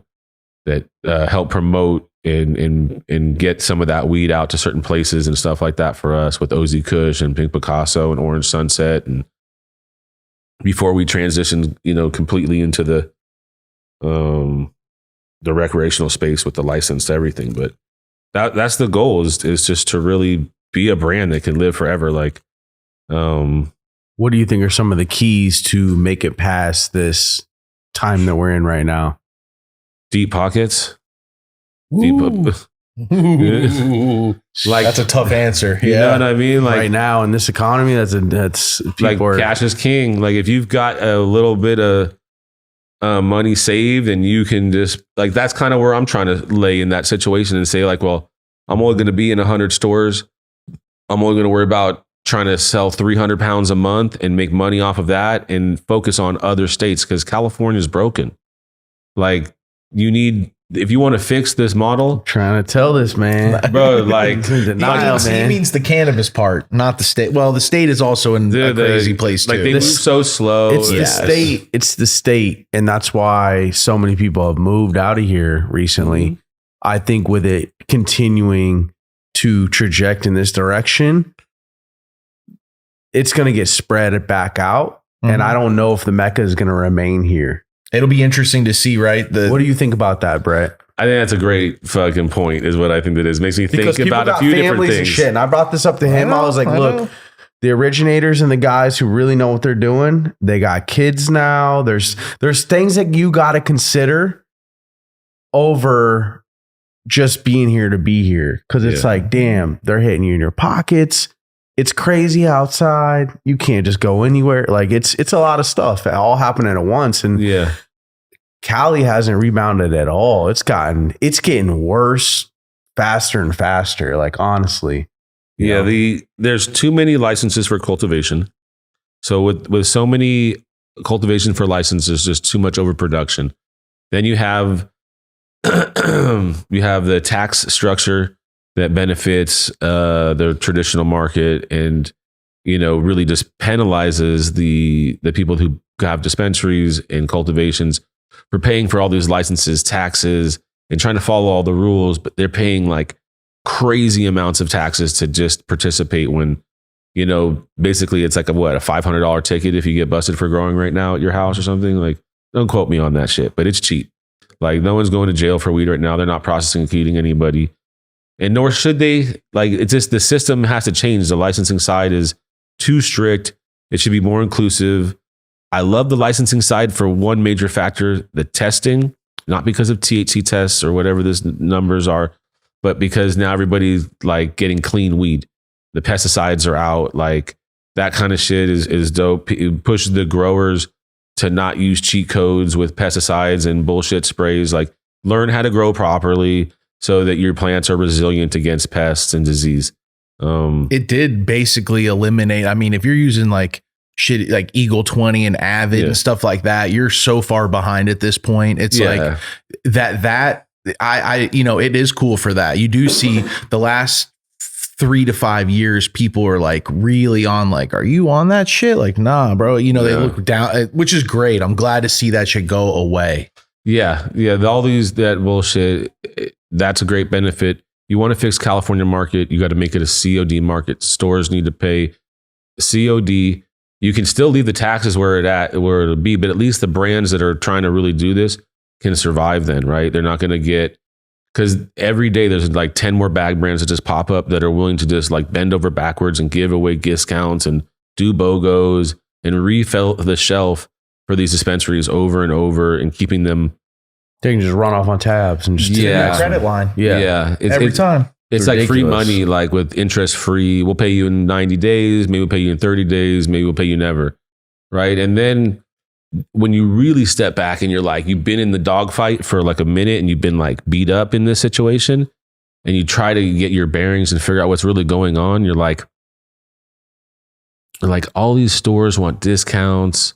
They've trained the consumer to go from store to store looking for a discount from this store on Sunday, this store on here. This brand has, a BOGO running here or 30% off, 50%. So they trained everybody. And I don't blame people that are consumers for trying to get a better deal. Like I don't waste my money out in the world. I save my money for my kids and for my bills for those rainy days so that I can survive times like this. Right. And, people just, they need to change a few rules here, right? Like they need to get the money to the growers the way it is. They fixed the excise tax situation this year. See, up until the beginning of this year, excise tax was going through a distro, supposed to be collected at the storefront, then go back to a distro, and then the cultivators would have to pay the excise tax. So you're talking about a ton of accounting and overhead that cultivators should not be responsible for, and then liability of that excise tax. If you don't pay that excise tax bill, you get taxed 50% penalty. So if you owe $100,000, next month you owe 150 plus whatever the next month is. Like you get in a hole really quick not paying excise tax. And over the past 3 to 4 years of building my brand, I've had many stores just not flat out pay me. And so what happens? I get screwed for the product. I have to pay their excise tax on the product that I got screwed on. So it's like getting double dipped. That's fucked. You know what I mean? And then now a penalty next month on that and continuously. So then you're taking money out of your pocket to pay that excise tax and float that excise tax so you don't get the penalty. Because listen, if you start getting that 50% penalty, you're over. What's There's crazy, no coming out of it. There's no small way. stores that will carry $40,000, $50,000, $60,000 tabs with multiple companies and not pay them for years. I had worked at a cultivation that was attached to a dispensary, and at the time, it blew my mind when they were like, I would find out like, oh, they owe Crew Cannabis 40 plus thousand, or they owe this company, and you'd hear this stuff, and you'd be like, for 8 months, for a year, and it's like from us coming from a certain side, I'm like, I'd be in the parking lot like, hey guys, it's me from Blackleaf. What's going on? And it's like, you can't do that as a big brand. And it's like this, like you said, the system is a little bit fractured. And you know why? It's because there's no education moving around in it. It's almost like a hierarchy. And then the rules come straight down, and that's just the way it is. Versus talking to successful cultivators, talking to successful distros, dispensaries, and speaking about like, why doesn't this work for you, or why? And not only to just catch you in a loop, like, oh, that's why you're not doing that, to actually have a conversation of like, what do you think about this? And like, why doesn't, and then go back to the state and be like, all right, we have to do it this way instead. Because is the goal a long-term business that does well over the next 50 years, or is it to tax it to death and almost suffocate it? Well, this is where I think so it's like, if you can get COD, that would solve a lot of problems. Branders be healthier. You still have this overproduction problem, which will either solve itself through traditional market continuously with all of the distros and all that's going on, and you'll just have these weird situation, or you just open up everything and say, you can grow this product, you can sell it like a normal business, you can put this weed into a UPS package or a FedEx and ship this to somebody for $2, like a normal package or a $3, $4 package, not these direct to consumer models that don't really work when you really pencil them all out and you go through the whole situation. You end up going, man, I think we're going to lose money on this actually. Like we're actually, this direct to consumer model is going to make us less money than when we were dropping at the stores, paying the distro and the sales teams because of the way that they structure this thing. And this kind of just leads back to this whole situation where like California, United States is in this weird situation where we can't figure it out in this scenario where we got people still sitting in jail from weed crimes. We're out here building businesses. You have weed traded on the stock market, and they're still treating it in this weird, crazy way where we're paying sin taxes, penalties, still looked down upon in some weird way when really, this is modern medicine and everybody knows it. It's just weird, like that we can't get to a place where this is not looked at like anything else other than cilantro or like a regular plant or something like that. Like this is so much less impactful than alcohol or, you know, prescription pills or any of these other things that are really, you know, the you know, like my buddy of mine's friend's dad, he's like, oh, you want to make money in the stock market? Just invest in evil shit.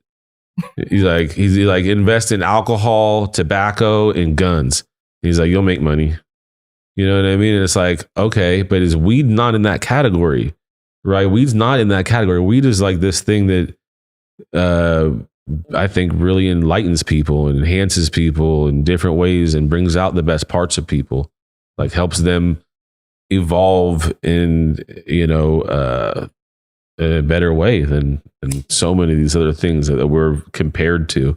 Like we should never be compared to tobacco or alcohol, even though there's all these parallels, like because we don't want kids under 21, you know, and, you know, getting into it and having issues and like having really bad experiences. Or, I mean, I was smoking weed at 14 and like I still made it out okay, but I just don't think, you know, even at the age I'm at, I'm like, I don't know. I don't think that's a good idea. You know, like these 14-year-old kids look like crazy as hell already.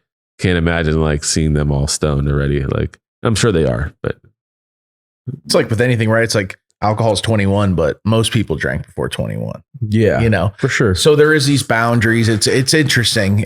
I don't have a family, so that's always been the big question is like, wow, it is a double life, right? Or, yeah. and not in a negative way, just in a like, I have to keep this part of this here and then this part not. And then you see some people that cross over where they're like smoking weed, kids are running around. You're like, wow, this is, and it feels a little crazy sometimes. Yeah, we've been programmed. We've been programmed for that. Like, yeah. Even with my kids, I stand out in the backyard and they look at me through the window, smoking joints or hitting bong loads or hitting dab rigs. And I'm like, I should feel guilty, but I don't, because this is legal and I'm a responsible adult. I'm keeping it away from them. They don't have access to it. And then they don't even care about it. They're so, you know. It's because you don't make it a big deal. Yeah. And in their lifetime, like they drive down the street, there's 50 weed shops. You know what I mean? Everywhere's a green cross somewhere. Yeah, there's you know, no the whole what is that is happening young now with kids for sure, especially with social media. Yeah. Kids are so advanced now, literally for that reason. Yeah. They get exposed to everything way younger. Yeah. And your people are just getting smashed in their living room, pounding alcohol in front of their kids. And it's like not even a second thought that's, you know, maybe, you know, 10 times worse than seeing me smoke this joint from 20 feet away through the glass window, you know, like for sure. You know what I mean? Like I'm not trying to put it in my kid's face and be like, I'm trying to be responsible. Like, listen, you're too young for this. Like, wait till you're 21 and then have some fun. Like, finish all these things. Like, I didn't do all these things. So that's why I missed out on a lot of skill sets that would probably really help me in my life now. But like, I spent a lot of time just being creative and breeding and chasing other things. But, you know, I probably could have spent more time, you know, reading books and learning more about business and, you know, things that I learned along the way over the past 4 or 5 years that you learn from people that are around you. Now you kind of start getting into more elevated and sophisticated business conversations, and you start learning and absorbing things, and you're like, okay, like this is how these structures need to be so we don't get completely screwed on deals. Because I've had many deals that we were like, you know, how do you structure these things? There's so many variables on things that can go wrong. You know, I had product that got taken at the San Diego like checkpoint. They just like seized the van like one day, boom, like on the way. We've been up and down delivering products to the distro. Like 80 pounds just goes, and you're like, well, who's responsible for paying for that? Like, you know what I mean? Like, and you're like, well, I guess we need to figure out how to do this. And, you know, these are the holes that are in contracts, you know, these that you have to figure out all these little things. And it's like, contracts are difficult. They're basically, you know, it's like writing your divorce from the beginning of your relationship. Like, how does everybody get protected? And how does this thing fall apart if it falls apart, where I'm not getting hurt here and you're not getting hurt here. And if we win, we both win together. That's what a good deal is, right? Like that's how good deals have longevity. Like if you outsmart me or outsmart you, that deal's not going to really last very long because you're going to figure it out pretty soon. But if you have a very equitable, fair deal where you're both elevating each other and building along the way, then you can truly celebrate each other's wins and have a long-term lasting relationship. But so many times though, I don't know, it just seems like everybody thinks that everybody's going to screw somebody over. So they try to screw you over first or something, or maybe that was their intention the whole time and I just gave them too much credit, or the game is crazy. What are some pitfalls? As soon as you brought that up, you've been through some deals, you've seen some stuff. I mean, for people in the industry or people wanting to get in the industry, what are some pitfalls that you can kind of at least look out for, or in an upcoming partner, potential licensing deal, all that? Money, financial health. Like it's a crucial thing. Whoever you're working with can't be on the teeter of collapse. You know what I mean? So you need to work with somebody, depending on what there's so many varieties of situations. Like for my brand, I'm not willing to dilute and raise capital to go build grows. Right. So you want to go build a grow that's, 10,000 square feet. That's going to cost $10 million, like to do it legitimately in a modern setting. Right. Unless you're building it in, Adelanto, where you might be able to get it done for 8 million. You know what I mean? And, you're not saving that much. So you're saving money on the land and the stuff, but the equipment, the labor is the cost that really costs a lot in the land, right? And then you got to live in Adelanto. Yeah, you got to live in Adelanto. It's like people, they overlook that part, or they look like, we're going to build out in the middle of nowhere. And then you're going to live out in the middle of nowhere. Yeah, and you're not going to be able to get anybody who wants to work out there. And the work pool that lives out there is very slim. So you start importing talent and having to have people move out of the city. And it's a way harder push. Yeah, it's like, okay, so you have that model. That's a big pitfall, trying to figure out how to raise capital and build your own grows. And then that's the cost of building the grow. Now you have to operate the grow, and that's going to cost hundreds of thousands of dollars a month and get that thing going. And you're going to be out selling product and floating people, waiting for terms. If you can't get all COD, especially if you overproduce, then you're going to be getting, the vultures are going to show up and, pick you apart for, and have little backroom conversations. Bidding wars. Totally. What smalls do you have? Yeah. Like we've sold them all. They're like, can you do the smalls price on the regulars? Yeah. So I don't like being in the bulk game at all. I don't like being in the bulk game. I like working with partners that are successful in a space already, but aren't number one. They're number 5 or number 4 or number 3. And they're like, they haven't figured out why they can't get to number 1, but they're still running a successful business and they're running an operation that is been proven, right? And then you can come in and go, okay, this is how we should, change your SOPs. These are the genetics that we can bring in, and we can do a licensing deal where you guys are going to provide the infrastructure, but we'll provide the genetics and the SOPs. I will train all of your staff to grow, and I won't, really leave that state until that group is up to par all the way, right? And still, even with them up to par, you're still going to check back in like every 2 weeks, every month. So we just launched in Arizona back in February, like last month. So time just flies so fast, like what's going on. But, I went out there multiple times to the grow out there to work with their team and get those guys like on new processes. They were already good growers. Like a lot of growers are pretty good at what they do. They're pretty close to what it needs to be, but they're always the ones that where they're not hitting the right terps, or they're not hitting it's like they're just 1 or 2 little things that need to be adjusted. And you're like, you guys are actually like, you're doing pretty good, but we just need to change this and this and this and then execute at scale and not have any mistakes, because mistakes that happen between communications and, human error and mechanical error or whatever it is that gets at you all the time. You're always going to have stuff like that happen, and an AC go out or a DHU go out, or somebody was, spraying a foliar IPM and didn't reset the timer properly, and then the lights stayed on for 24 hours in the middle of a harvest. Or you have all types of stuff that happens with human error. So at scale, it's like that's the factor at scale. Like when you're in multiple rooms and you're producing 1,000 pounds a month or more or something out of one facility, and how you get all of that achieved. It's like the knowledge is there. Like everybody kind of knows about the right, types of food. If you're trying to go for quality, everybody knows about the lighting, the environments.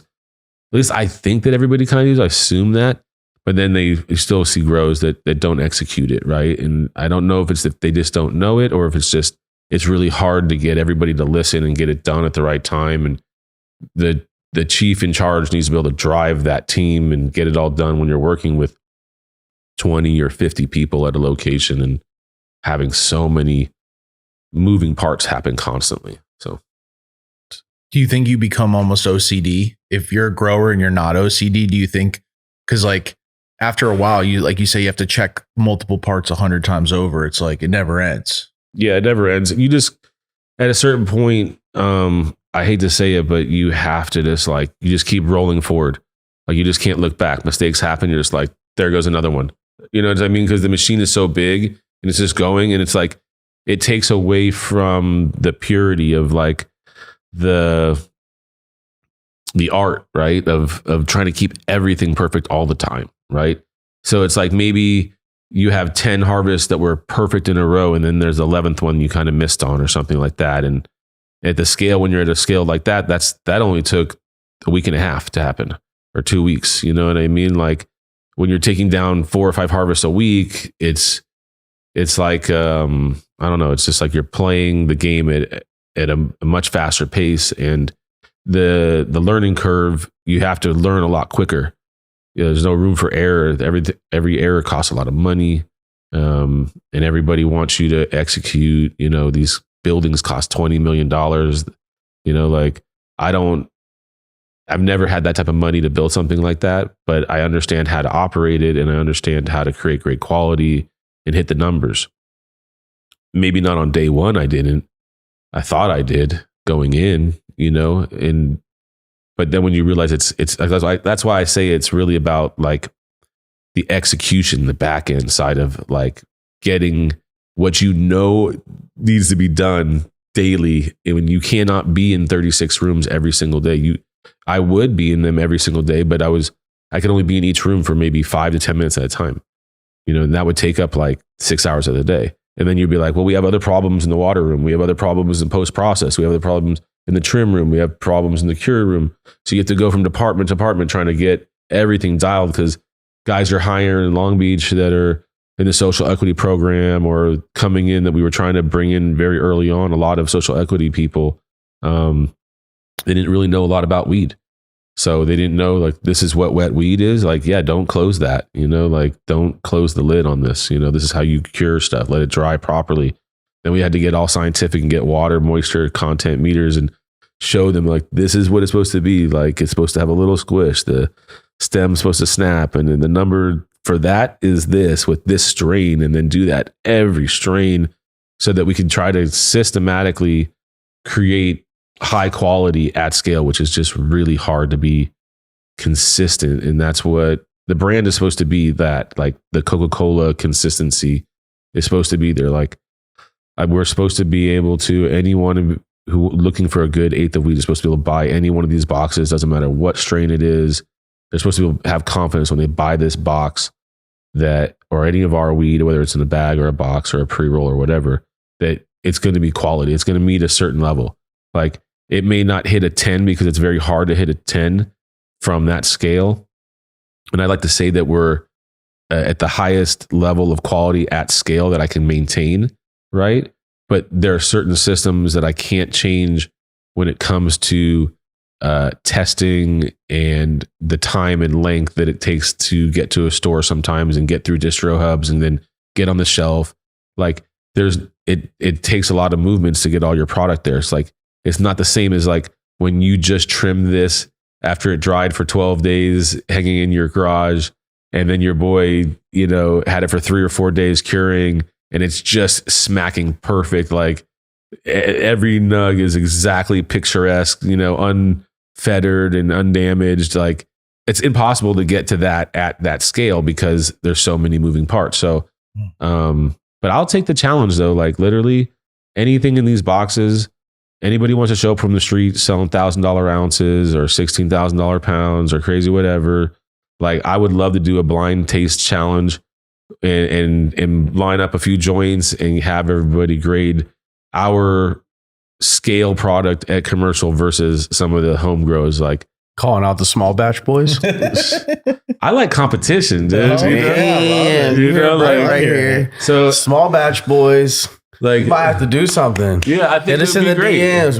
We could arrange it. You know what I mean? That would be dope. That'd be Let's dope. do some blind tests. Yeah, We'll do it live. yeah. Show Ain't show no up cheating with, that. We'll do it live. We'll do it live. exactly. Show up with your best strain at that time. Batch boys versus Wonderbrett. I like that. Not you guys, verse, you boys just- can come masked up if you want. Don't worry. Yeah, I do have a question. Most people haven't experienced this before. What's it like entering like into a multi-million-dollar deal, a business deal as a grower, right? Or as a, I would say more brand because you bring everything. Well, can I ask Yeah. the warehouse you had Mhm. versus what you jumped to? Yeah. What was the lights on that to what you're at now? so we basically, like I said, I do a lot of tangents because my ADD. So I'm glad you brought it back. Okay, so we went from my dad's house where I did a lot of the breeding projects as I was getting rid of this house. So I did more breeding there than anywhere else, and I took a lot of losses on that.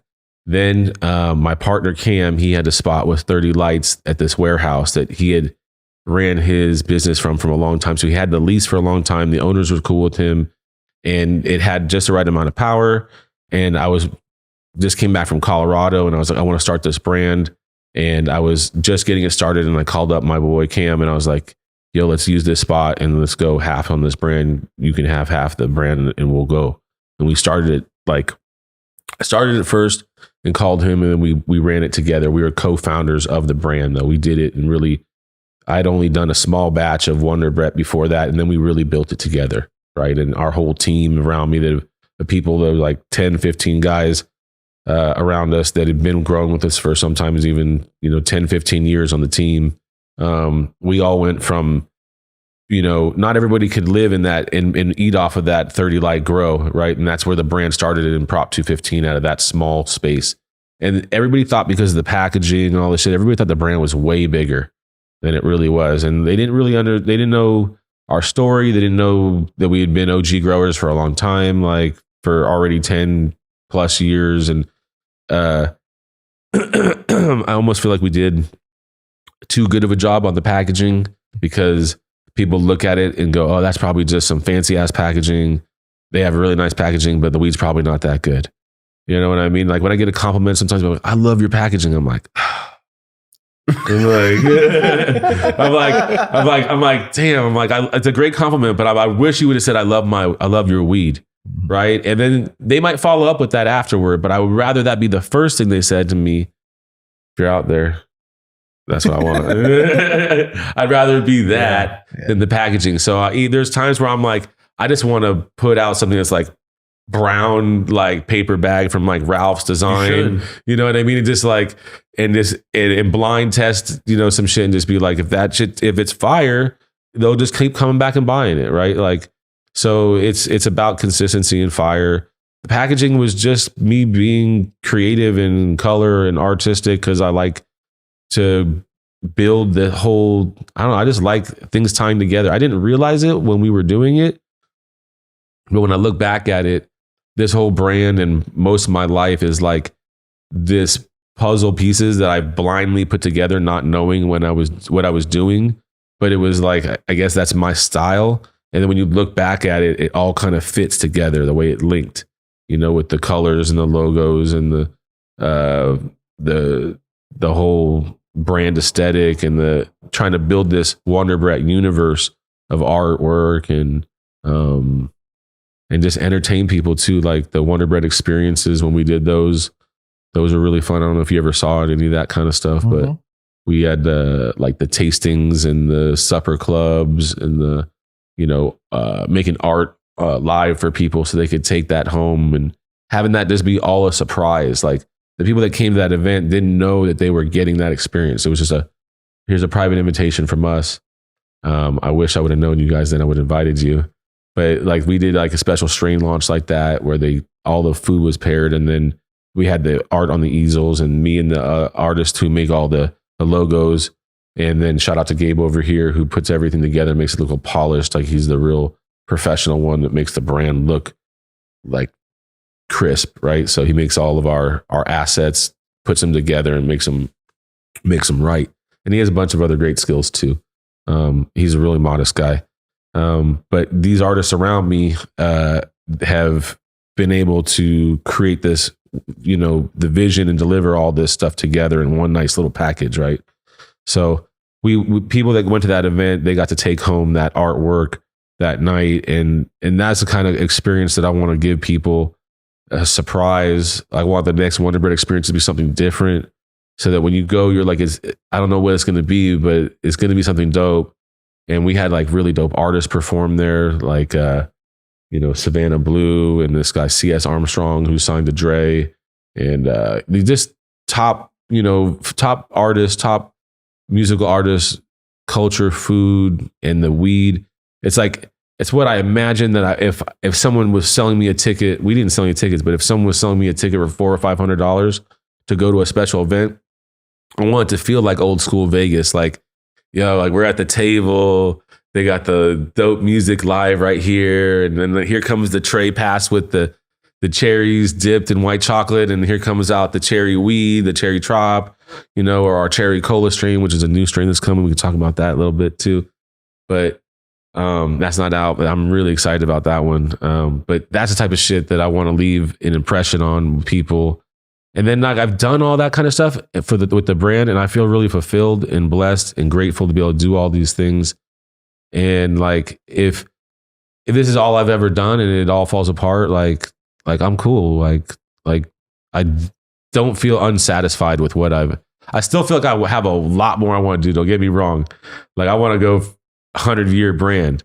I want to go from state to state. I've been killing myself driving and traveling and flying all over the place this past year to set up more deals and expand and maintain the quality and the QC, because I want people to go, yeah, when I got the OZK in Cali, it was the same as it was in Arizona.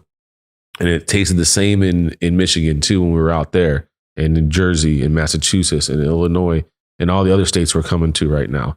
So quality control, vision of the brand, like all of this, like, and then going, I know I keep dancing around, but going back to your question, we went to that 30 light grow, and that's where we really built the brand and the image and attracted a lot of attention, and then transferred. We were right in the middle of this deal to transfer into the 2018, right when recreation was starting, where shops were saying, listen, if you don't have it coming from a licensed grow and not a medical like setup where you've got like patients, like where you got a licensed grow, like we can't take this into metric. Now there's this metric system at the dispensaries, and then we can't take the weed into the store. So we had to get this type of deal. So we made a deal with this group in Sun Valley, out in the like near like Burbank area over there, right? And they had the grow, and it was awful. Like we should have just thrown a match at it and burnt the building down, because it was just full of PM, terrible construction. Dudes had air exchanges going from one room to the next, just spreading, PM from one room to the next. Like we spent about a month sterilizing the place, scrubbing it, repainting it, getting it down to that place, and then getting our genetics in there and getting it going at that facility. The deal that we made there was like a kind of a licensing deal again, where we ran the grow again. We rebuilt this place. Like it went from being total garbage to being like a well-oiled machine by the time we left. So we were at that point, we raced into the market to get there as fast as we could, because I really wanted to be at the grand opening of the cookie store on Melrose. It was just like a historic moment in time, and we were able to catch it just in time. And how many lights was that you moved into from there? The 30 lighter to there was 8 rooms there with 12 lights in each room. So 8 times 12, whatever. That was the bloom side of things. 96. Yeah. Yeah. And then we went into plus veg, or the veg? That's when we started getting into double stacking and triple stacking LED veggies, is where we did that there first. We had already been using a mixed combo of light before that at the 30 lighter and at the other like home grows before too. A friend of ours had bought all these LEDs and we're like, they don't work. And then we were like, give them to us. And I started putting them in between the lights, and we started putting them around the canopy. And my buddy Cam was putting them around the canopy. We were trying to, but hanging them off the wall at different angles, this way, that way, putting 2 LEDs around a Gavita in the middle. And we started to see like crazy different results. We were like, oh yeah, we're getting like 4 pounds of light on some of these strains right now, like better yields, better terpene production, shorter bloom times, because LEDs kind of shorten your bloom cycle by like 4 or 5 days on certain strains. And that's when we really realized that like LEDs were legit, but on their own, they weren't legit at that time. Like the spectrums, these little flying saucer things, like they weren't efficient. They were like 600 watt. They didn't throw enough light for what you were getting. And then here comes like some guys out of the valley. What is it? Spectrum Kings. They were like, we're building this LED, and they had these light bars, and then we're like, all right, let's try these. And immediately I was like, whoa, like the veg responded really good on these. So then we started using those on the veg. We started doing the double stack. We started seeing, people with posting stuff all around the country, like in Colorado, where you start to see like, was it like Fluence was the first group that kind of like put out this really expensive LED like that. It was too expensive, but the guys from Spectrum King, they had a cheaper one. They were good light. We ended up growing into a different LED that we like now, but those were good transition to see from there. So we maxed out the veg space to make those rooms. That's why we triple stacked, and we were basically taking down a harvest every, I think it was like 8 days or every 7 days or something like that on that cycle right there. So 8 rooms, once every week, basically. Yeah. So from that facility to the one you're in now, what's that jump? So a friend of mine calls me, hey, these guys are building this huge grow in Long Beach. They're very well capitalized, and they're looking for a brand like yours to grow for. They are going to be producing a lot of flower, and they're not going to be able to sell it all. They need someone like you to be able to help. There were supposed to be different growers in there at that time. The deal with the growers there had fallen apart that they had originally talked to, and they had asked us if we'd want to. We kind of were like saying to them, listen, we never had anybody grow our weed for us, right? Like, so they asked us if we wanted to grow and run the facility. We're like, okay, let's do this. Like, I'm always ready for a challenge. I'm not like scared of failure. Like, that's what you learn from. Like, like you just take risks, calculated risks, so you can go home at night, and not lose your life. But, so I ended up going down there and talking with these guys, and we came in like right at the, I'd say like the very end of this build up, because they had already designed everything. It was already being built. The walls, they were 2-3 years deep into the construction. And, to be able to have that scale at that early part of the market, you got to remember, if you remember back at that time, right at 2018, there was really very few licensed grows that were operating, and they had to make clean product that would pass in the market and get out there and be proper. We were preparing for years in the medical phase. Like, I was already like on how to get the cleanest product. I wanted non-detect on everything. So we were already honed our skills on that grow side at the 30 lighters and the home grows, and then going to that other grow. Like, we did really well at there, and we needed more product at that same time. So it was kind of a good deal. Like, it was early in the market. If you remember, like the most successful brand coming out the gate was Lowell Farms, and it was these like pre-rolls, and it was like, why? Because they were the only ones who had pre-rolls on the market. They were like the only ones to be able to get the product in the shelf. Novelty as well. Yeah. So that, and try it on one, it's something you buy at least once and check it out. Yeah. It's smart though, because like right when the industry booms and opens up, everyone just wants to be part of it, so they buy stuff. Product, though. Yeah, they had the first lounge too. Yeah. They botched that one. Yeah, there's all that. I don't like to throw dirt on anybody, but if everybody already knows the story, they know what happened. Like, did work out. So. So how many lights is that facility? Then the big one that you move into in Long Beach? Because that's a big facility. Yeah, I used to know all the numbers in my head and just live in that place, but the past year it's been like pretty much running on autopilot, like with the team that's been there and the guys that have got it there. But it's 36 rooms with 32 lights in there. Each room? Yeah, and then you have That's nice. I like that. 32 light rooms. Yeah, it was. I liked That's a the great concept size. going Yeah. into it in the beginning. I was like, oh, we're gonna do small batch.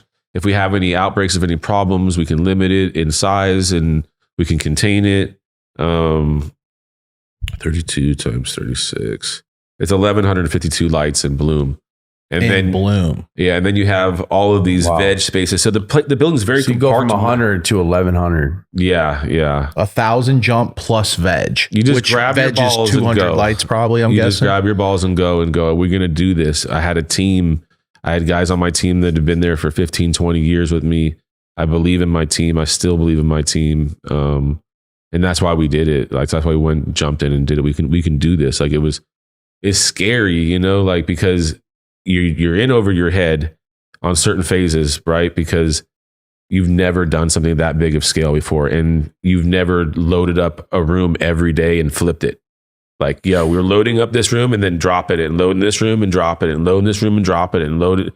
And behind that, you're like, well, the veg has to feed all this. And then you get to come up with this mathematical equation that took me a little while to figure out of like, I need to cut clones 21 days minus this veg time minus this bloom time, and then that is actually like 90 something or 110 days out, actually, so that I can end up to refill this room right when this room comes down, so that we can refill it the next day.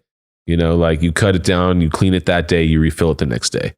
Like, and it's a machine, and it's like, I think that our facility was the largest facility, 22,000 square foot canopy, turned on first in California of that canopy, of that scale.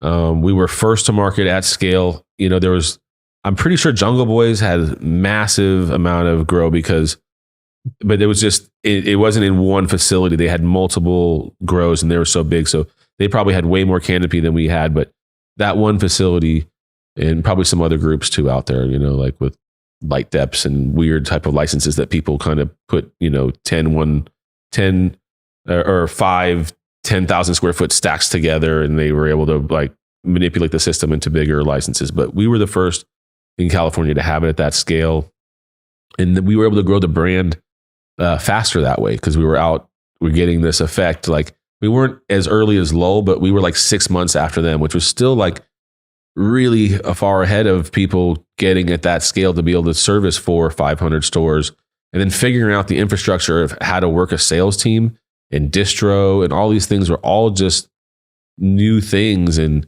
running sophisticated businesses, that don't have anything to do with the quality of weed. You know what I mean? Like, people and personalities and human resources and feelings. Like, I never had to deal with any of that shit till that kind of stuff. We were our homies. We all just insulted each other all day long and made jokes.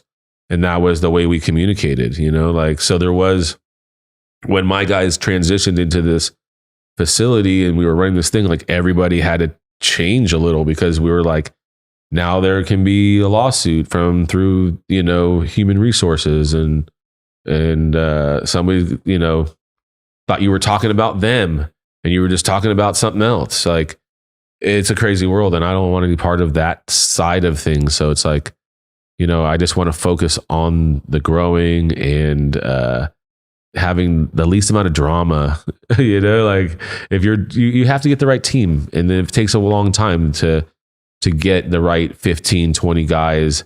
We had to go through, I would say Long Beach over the 3 or 4 years probably went through, we at the peak had 150 employees on the floor. And I would say that probably half of those people would come and go every year, and only half would stay. And some of them, like the people that really have strong work ethic that had to work like that, they would stay, because people don't realize they came in so many times like so gung-ho. Yeah, I'll work all day, I'll do this. And they get into a room and start deleafing for like 4 hours, and they're like tapping out at like 2 p.m. on the first day. You know what I mean? Like, this isn't for me. I didn't realize it was going to be this hard. Like, they all think you're going to be skipping down the hallway with a joint in your mouth. Like, you can't smoke here. You're like, this is work. You know what I mean? Like, I used to just be always in the grow room, like on this little stool in the middle of the aisle with like a joint in my mouth, like just pulling leaves like this, you know, like, and then the joint would go down and you, all right, let's get this thing done, you know, like, and you just, it's just not that way when you're working in that environment. Unfortunately, like cannabis is just overregulated, this whole situation. It's like, why does it have to be this way? Why can't we smoke in the grow? I don't know, you know, like, Yeah, no, you know, There's a people at the trend. breweries are drinking beer on site, you know, like they're tasting, you know, like just even getting samples to taste your own product in the beginning was ridiculous. It was like, how does this work? Wait, I'm just going to package this up and then sell it and then have to go to the store to buy it to find out if it was good. There's no, that can't be how this works. And then you finally got a system in place where they allowed you to take like 2-3 gram samples and you're like, okay, now I can smoke the weed and not be breaking the law because everything's under cameras that are like watching at the sheriff's department or whatever they're doing.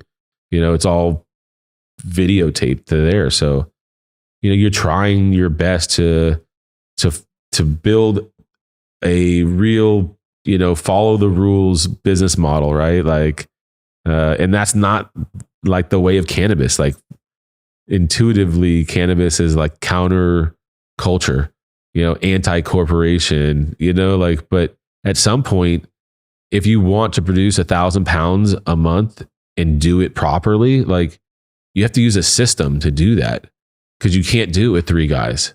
You have 50 guys or 100 guys to execute that.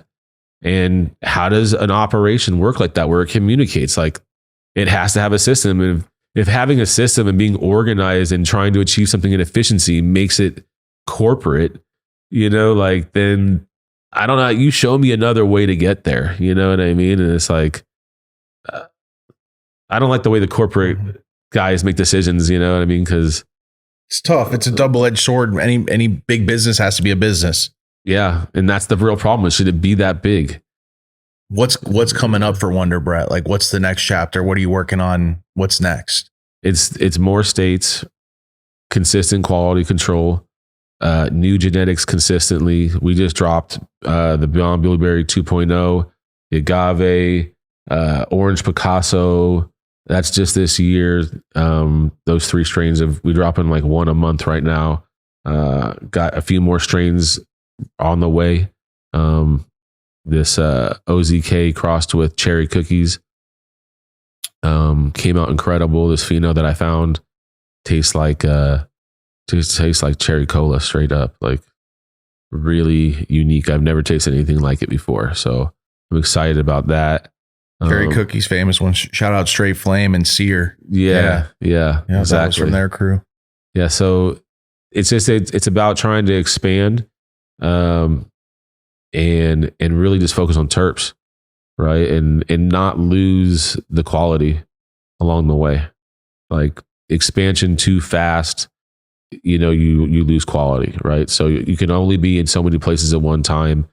And it takes time to get a place dialed in to where you can kind of then go to another place, depending on where it starts out at, right? Like if it needs more work going in, or if they're just a few steps away from, you know, being all right. Like I've been to several grows where they're growing with the right nutrients, their rooms are set right, the quality of the flower looks great on the plant, and then you get to the end product and you're like, this is just what happened. And you're like, then you start looking at their post processes. And they're like, oh, you guys just don't know how to dry and cure weed at all. Like I don't know where these cure bins came from that you guys got and who came up with this process. Like I've seen shit where they're cutting the plant apart and putting into this barrel with the trim and the leaf and the stem on it. And they're like, yeah. So I'll go back up in the story. They walk me into their dry room and I'm like, oh, this looks pretty good. I'm like, you guys just take it from here and then do what? And they're like, well, we cut it in here. And this is where you should just take it to go trim it, right? They're just like cutting it and putting it into these barrels. And then they're curing it with everything in this barrel for 90 days, then trimming it. And then like everything was exactly the same terp, just old chlorophyll flavor. You know what I mean? They couldn't figure out like why their weed had no flavor, no smell. And you're like, you were so close. Like all you had to do was from here to the trim table. But you guys, somebody showed up and sold you this cure barrel idea to do this, and you know, you just, God knows for how many years they've been doing that terrible process, just ruining like pound after pound after pound.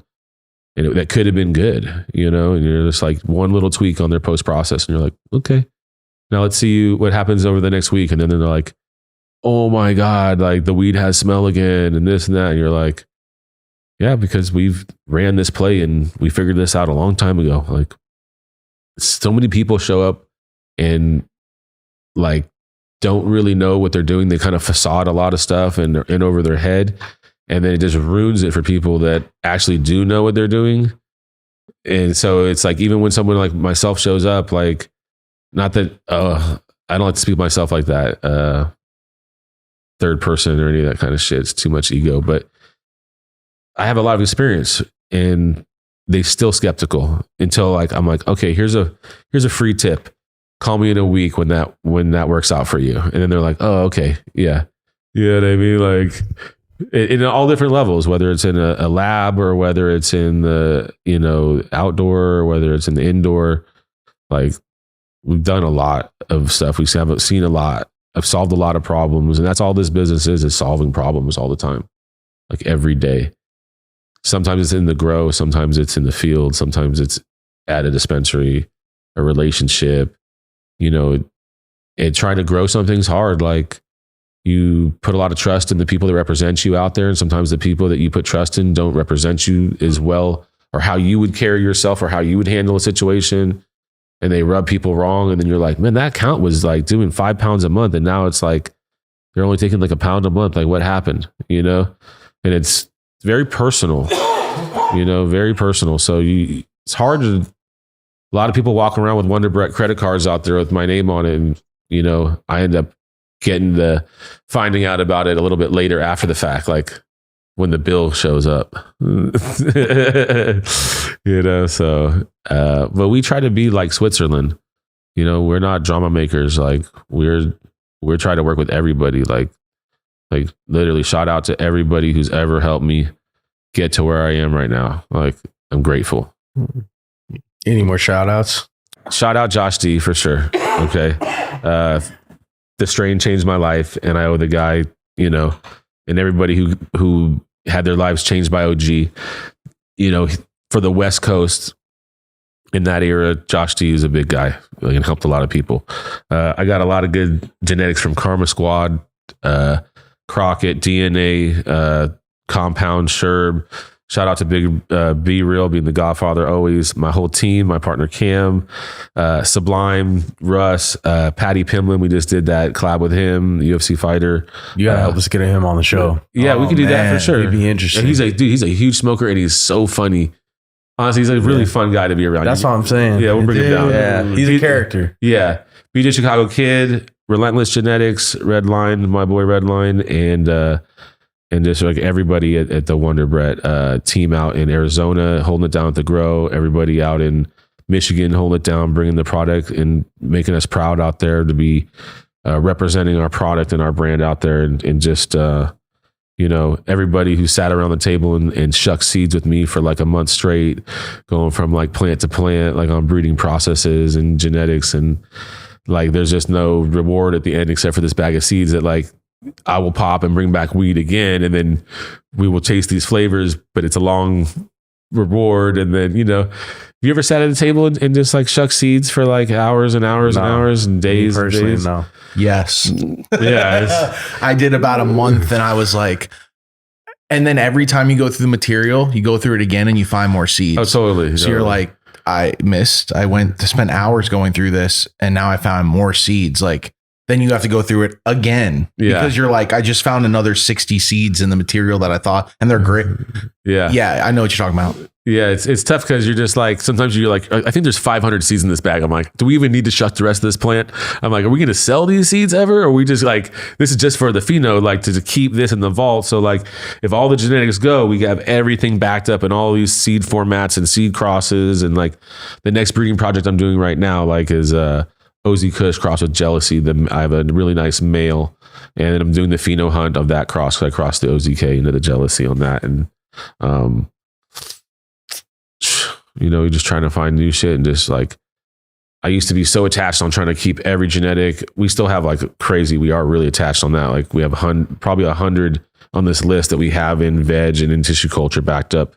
But like, I'm becoming more complacent in the sense that having the seed backups of all of these crosses almost makes me feel more comfortable than whatever is even in veg or tissue culture. Like, because I know what everything is, and I'm like, over here, it's like, I know it's in there.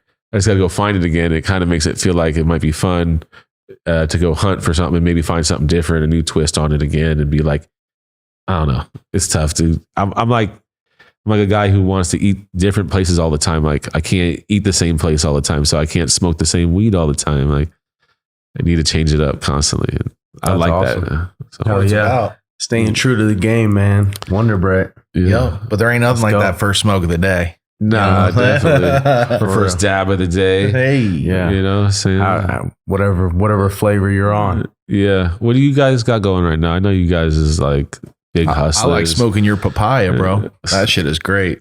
Yeah. That's about it, man. First smoke. We're about to hit episode 100.